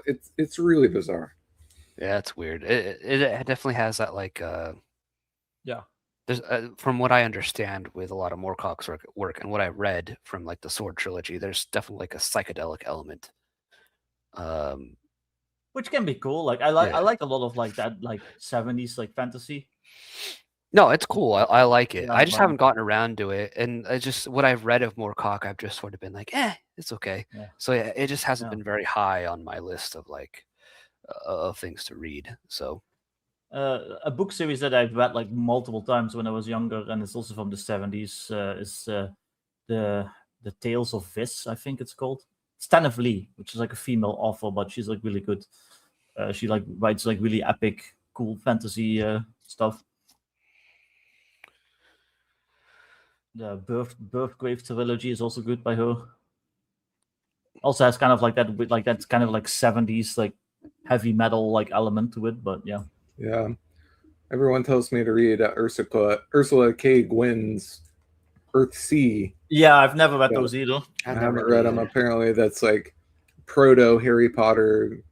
You know, they were written many decades before Harry Potter, but has a lot of the same elements of like the magical academy and like the young student that is chosen and has to go on its adventure type of thing.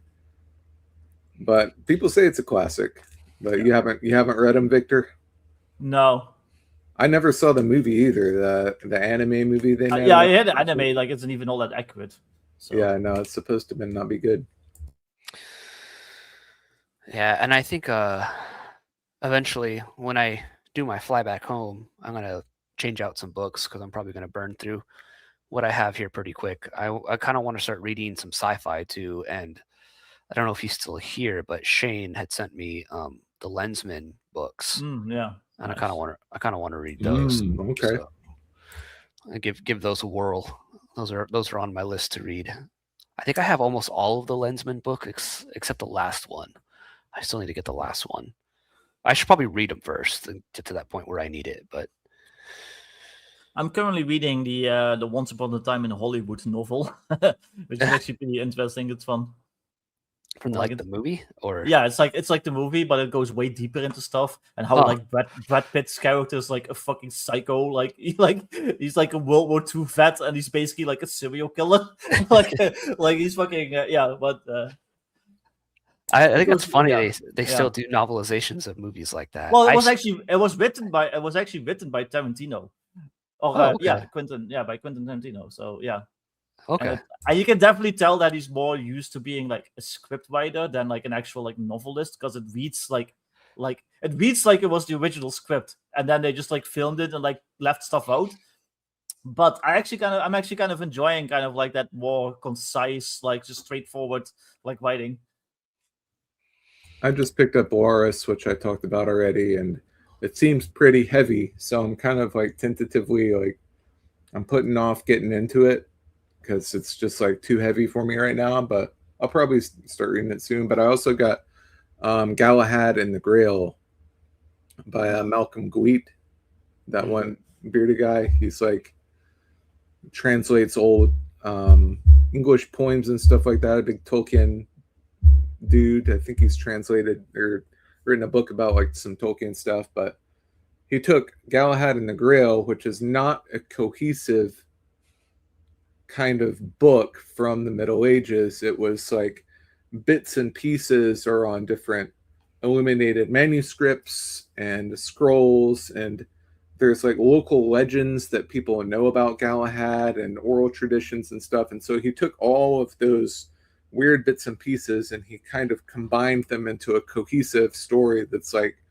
Sir Gawain and the Green Knight, but it's Galahad and the Grail. And the next one he's writing is about King Arthur. So I'm really interested to see what he did with that. Guy's an amazing writer. Cool. Nice. I'll have to check that out sometime. I like Arthurian like stuff. Yeah, I Yeah, actually have a was gonna read it to my daughter, but I'll probably just read it myself. I have like a translation of one of the Arthur stories. I don't remember which one. But it's back home. I don't have it here with me in the traveling. So I'm weaving a lot of that into like my Streets of Magic setting. So like I'm always interested in reading more about it, just to give me like ideas. Because like in this setting, like basically like the instead of like the Windsors, it's like the Pendragons or like the royal family of Britain and stuff still, and like all that stuff. So yeah, it's really interesting because like, you know, it's like Robin Hood and a lot of other middle-aged tales are not. We think of them as like a cohesive story today because they've been adapted that way. But if you went back to the Middle Ages, you'd get 1,000 different takes on Robin Hood, or it was probably like regional too. It's like Robin Hood. No, we call them fucking brown pants over here. Yeah, or like 100 different takes on King Arthur. King who? Oh, you mean Arturius, the Roman centurion, and it's like it's like all these different bits and pieces of stories, and you have to kind of combine them to form like an actual tale out of it. I still want to do my Dutch-inspired RPG at some point, the Curse of the Lowlands, and I want to like really delve into like Dutch Belgian mythology, like the Bokken Riders, like stuff like that, the Goat Riders, which was like this infamous like bandit group in like whenever that was, like 1700s, that would like put on like goat masks and stuff like that. And just like kind of just reference like weird like creatures from like our myth, like the Dutch version of like banshees and stuff. Yeah, I actually ordered that famous gnome book, which I know is probably more for children, by the guy who did David the Gnome. Yeah. Just because it looked like it had a lot of good like gnome and fairy kind of little people like mythology in it. I'm making the gnomes in Streets of Magic basically like David the Gnome gnomes. Yeah. Like they're all about like nature and like, you know, helping out animals and stuff like that. And then when they get to a certain age, you just like go somewhere and turn into trees. Like I'm literally just like stealing that shit from David the Gnome. I remember that fucking made me cry as a kid. Like that last episode where him and his wife decide like, okay, we're old. We're like 800 years old now. It's time to die. And they just go to a field and they just turn into trees. And then like the little fox like that he always rides on like has like a little tear coming out of his eye. And that fucking made me cry as a kid.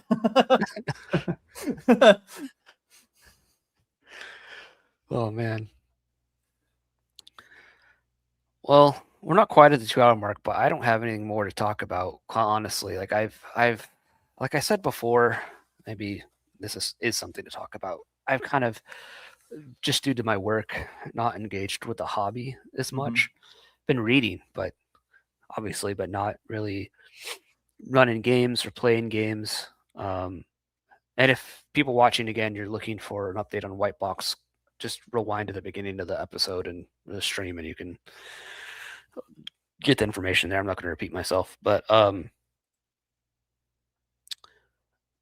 don't know. I've sort of just like, I like a lot of you guys that show up for chat. I like obviously you guys here. I like the people on the Discord server and stuff like that, even though I haven't been able to be as active there as I'd like. But the online space is just so dang tiring, and I continually oscillate back and forth between this like I hate being online and I hate having like this online presence, and just wanting to sort of electronically detox a little bit. So the last few months away have actually been very nice, and I feel like I've been able to get a 1,000-yard view from above on like how to focus on things and what interests me and whatnot.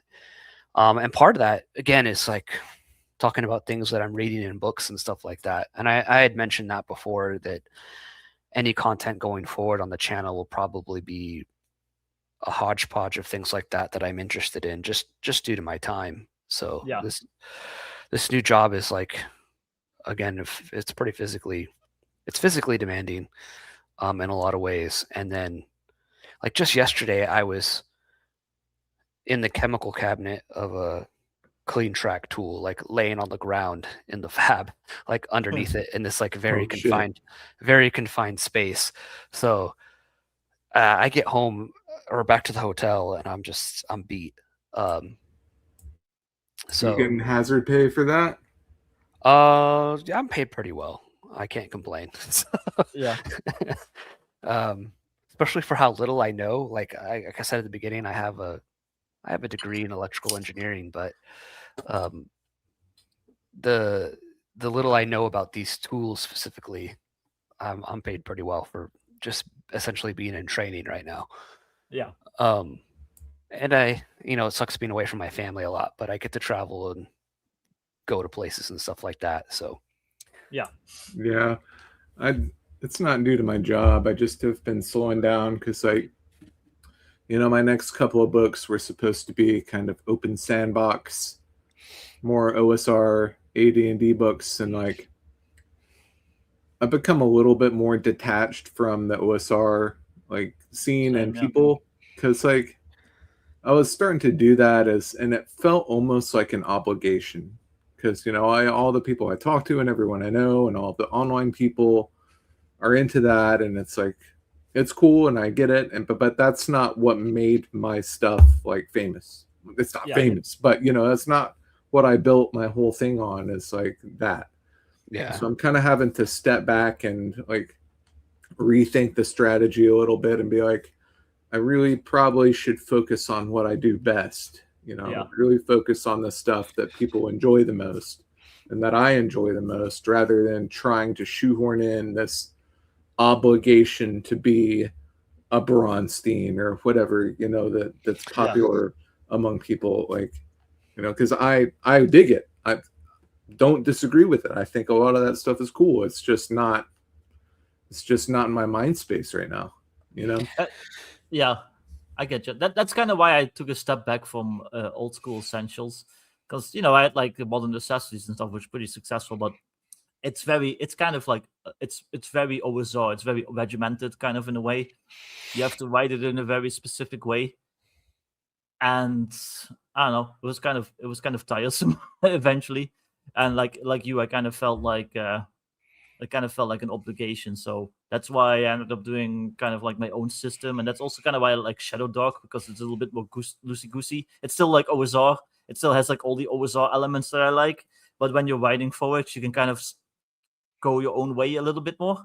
Yeah, I mean, I like writing. I like creating, building upon the worlds that I've made and stuff like that, and people enjoy them and they enjoy reading about it. They enjoy the lore and they enjoy the writing and stuff that's baked into the rules and the setting.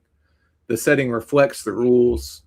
And with the OSR, it's kind of this obligation to a group of people who doesn't like that, and they don't want to read the lore and they don't really care about it. They just want charts and charts of random encounters, and that's what they enjoy, and that's cool, and I get it, but I like writing that stuff. And Victor, you probably feel the same way. It's I don't want to make a book of stat blocks that's already out there. There's so much of it already. I want more content and depth and meaning to it. I think for me, it's sort of like I said, I haven't been able to really play a lot due to travel. Although I do have some coworkers that are one of them is into Magic the Gathering. He actually got me to get my commander decks back out, because he's like, "Oh, you have commander decks? Let's play."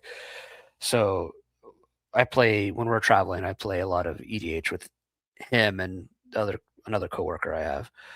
And I did bring on this trip, because I'm going to be out here for a while, going back and forth between here and home. I did bring my AD&D books, and I was like, yeah, it'd be fun to run an AD&D game, and some of my coworkers are interested in that. But for me, it's sort of I haven't really been playing, so to me, it's sort of a couple different things. It's one, it feels disingenuous to talk a lot about playing games when at this point in my life, just because of this career shift, I'm not really playing them all that much like I probably like. And then, so it feels disingenuous.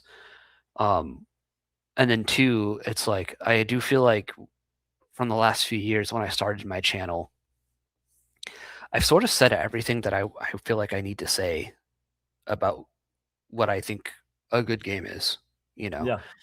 So why continue to beat a dead horse and repeat myself over and over again, and also incur the vitriol of people that are super annoying online. Yeah, So it's sort of like and also like not playing also makes me feel like should I even like be writing content right now and doing any kind of content? And thankfully, like I think the choice is kind of made up for me in like feeling that disingenuous sort of feeling, because I just haven't had the time to do it. Like I work 60 hours a week. I get home and I'm tired, and it's like after 60 hours, I just want to see my kid and my wife, especially when I'm traveling. Like once I get home from like weeks being away, I just want to go and spend time with my wife and kid. Not, no offense to any of you guys out here and that are, you know, watching and whatnot in the hobby, but like I'd rather spend time with my wife and kids than you guys out there in YouTube land. So and I like chat. I'm not saying to you guys here, I like chatting with you guys, and I've obviously been MIA for a while now because it's been difficult, but yeah, I don't know. Like I would just, what I do have time to do is in my spare time and on my shift, even when I'm on breaks, is like read. And I don't know, this does give me ideas for running games. And so eventually when I do get to the point of running games, I feel maybe even more equipped and refreshed than I would before. So I don't know. We'll get back to it probably eventually. And content's going to continue to be super slow. Probably I'll try and do better going forward, but I can't promise anything. I'm probably going to be doing just streams, because it's probably doing something like this. It's probably like every few weeks, if that is probably all I have the ability to do. I don't have the time to sit and like just work out like a concept or a script for a long form video or something like that. Yeah. Well, like I said, a book club could be interesting, and then just do like we'll all read something, and then we'll do a stream about it. Yeah. So that ultimately comes down to like what interests me too. Yeah. And again, I feel like I've said everything I need to say about playing D&D and RPGs, the kind of RPGs and war games that I like. So what more is there to say? I don't want to be like these guys that quit. Like I've not quit, you know, like a lot of these other dungeon tubers and whatnot that, you know, they're like, oh, my channel's dying because I've made the 1 millionth video about how to start your first campaign and nobody wants to watch anymore. It's like, well, it's because you made your 1 millionth video about how to start your first campaign.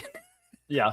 How many times can you say that? So to me, it's like, how many times can I implore people to read the rules? How many times can I point to rules in the rule books and talk about them? And quite honestly, it always brings up some sort of vitriolic response from someone. Yeah, it's always just negativity. And with what I have to deal with at work all week, like I don't have the patience for some goober online who's not gainfully employed, probably, to give me a hard time because I have a differing opinion. I've pretty much stepped back like 99% from that stuff. Like I don't discuss like my opinions on X. I don't really do streams anymore at the moment. Yeah, I kind of want to take like the Kevin Crawford route and just like release a cool book like once a year, every 2 years. Yeah, I feel that. Do a cool Kickstarter and then fucking disappear again. You know? Like, yeah, I feel that. I can feel that. So all the shit that we've gone through in like the last like just the last 3-4 years or whatever long it's been, just like I've been online since like the mid 90s, like 95, 96. And like just the last 4 or 5 years, I've made more enemies online than the whole fucking like 20 plus years before that. Like, and I used to be on like big chat servers. I used to be on like big multi-user dungeons. I was like staff on like those types of stuff. You know, so I've had my share of drama. I was in forums, and none of it has been as fucking vitriolic and just annoying as dealing with the RPG scene. I'm sorry to say.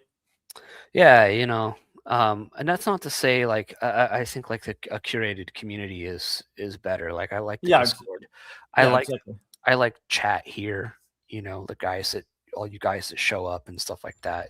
You guys are great. But I don't do this for the money either, though. Like especially with this new job. Like I don't need it. So this is purely for my own enjoyment at this point. So it's going to be about things that I enjoy and things that I'm interested in.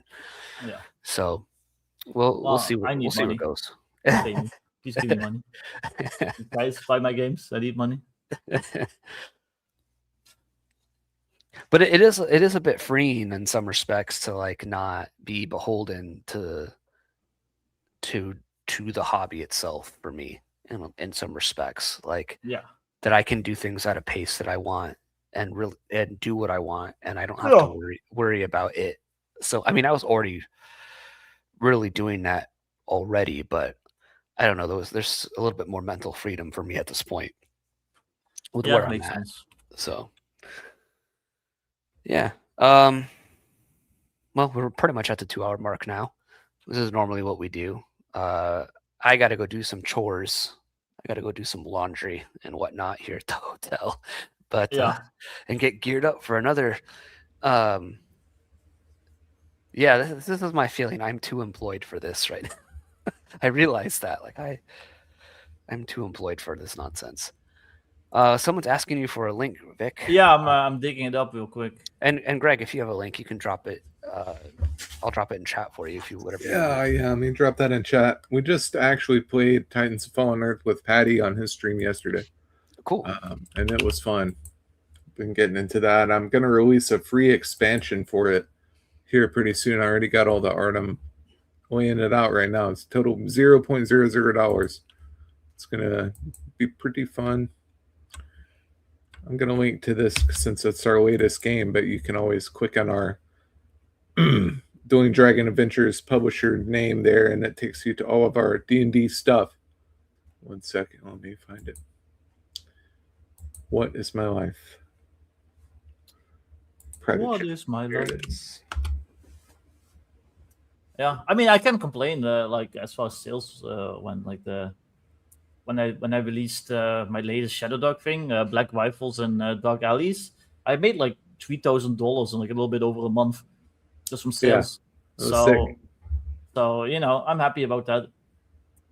It's just with all these heat waves and like some personal stuff going on, it's been hard to focus on getting my writing done. But yeah, mine's not taking off quite as much as Victor's has, but that's because I think I'm fighting against Lancer constantly.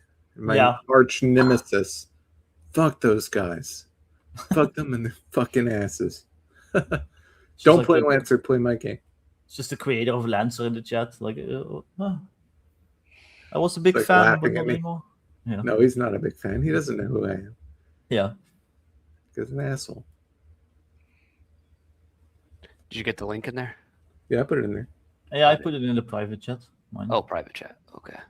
I forgot you guys are. Yeah, I couldn't remember my login, and I was already like 2 beers in, so I was like, fuck it. Okay, this is Greg's link. Oh, Greg's first. Let's see this. I posted mine first. No, you got enough money, Victor. That's true. Victor bets like $1 on some new crypto coin, and it goes to like $20,000. I wish you wouldn't fucking see me if that was the case. Yeah. And then let me get. If my crypto fucking suddenly blew up and I fucking became a millionaire, I would fucking just disappear. I would fucking refund. I would fucking refund Streets of Magic Kickstarter to everyone, and I would just fucking be gone. Fuck you guys. No. No, I would still do stuff, but I would definitely probably refund this Kickstarter just so I don't have that hanging over my head. And then I would still finish it, but just at my own pace, Yeah. Let me put those in again, just the links by themselves, because like it didn't catch the space there like I wanted. Yeah. And I also have to remember to add my affiliate ID so I get a little bit more couple extra bucks from that. There we go.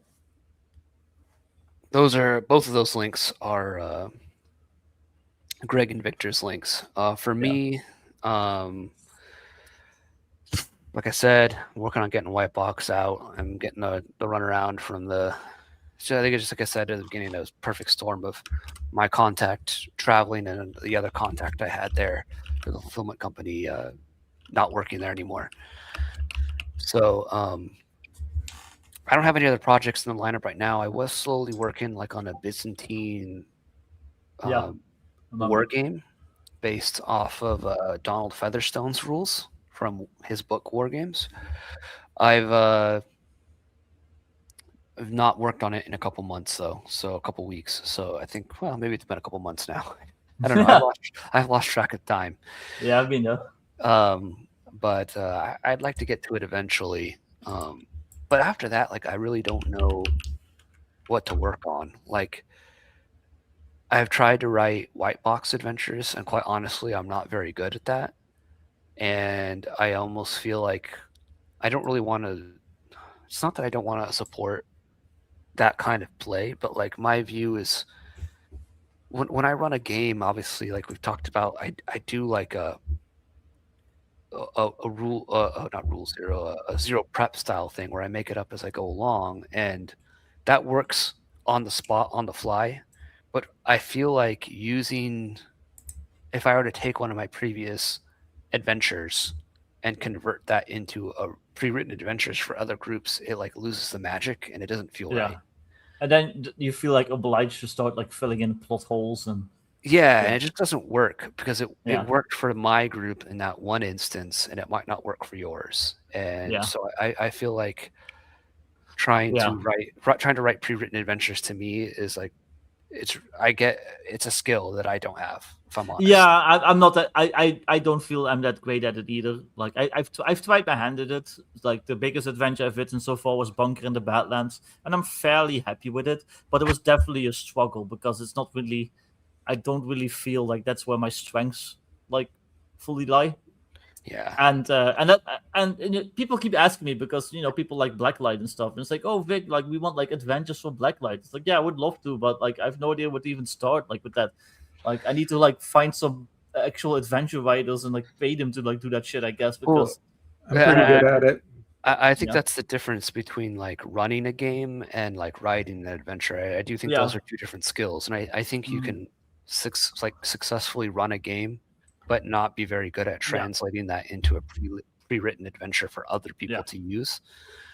So that's just been my struggle is every time I've sat down and try and do something like that, it just doesn't work. So, I don't know.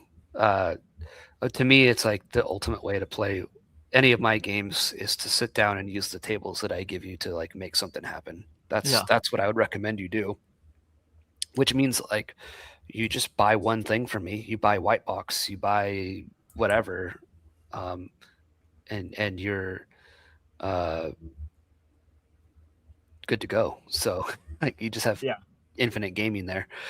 That's always been my goal. It's like I'm not trying to be I don't know what the term would be. A realm weaver story.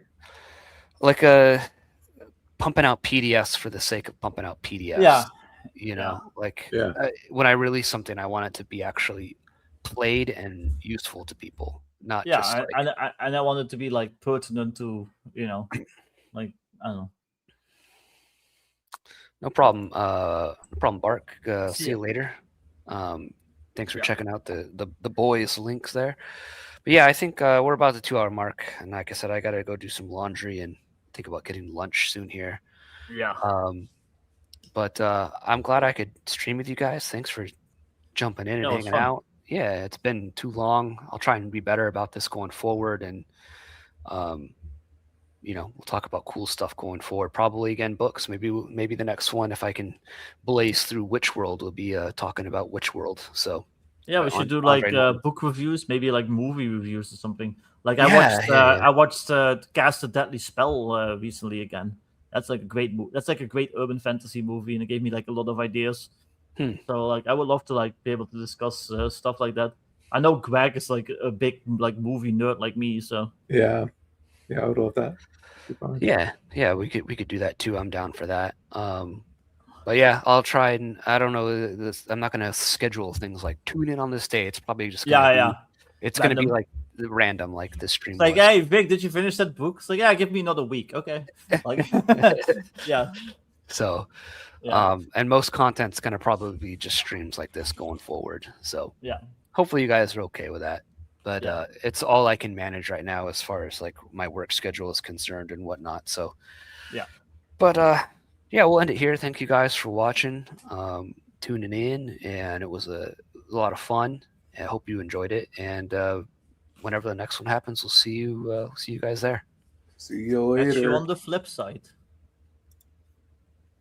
Because they are, in fact, experiencing mentally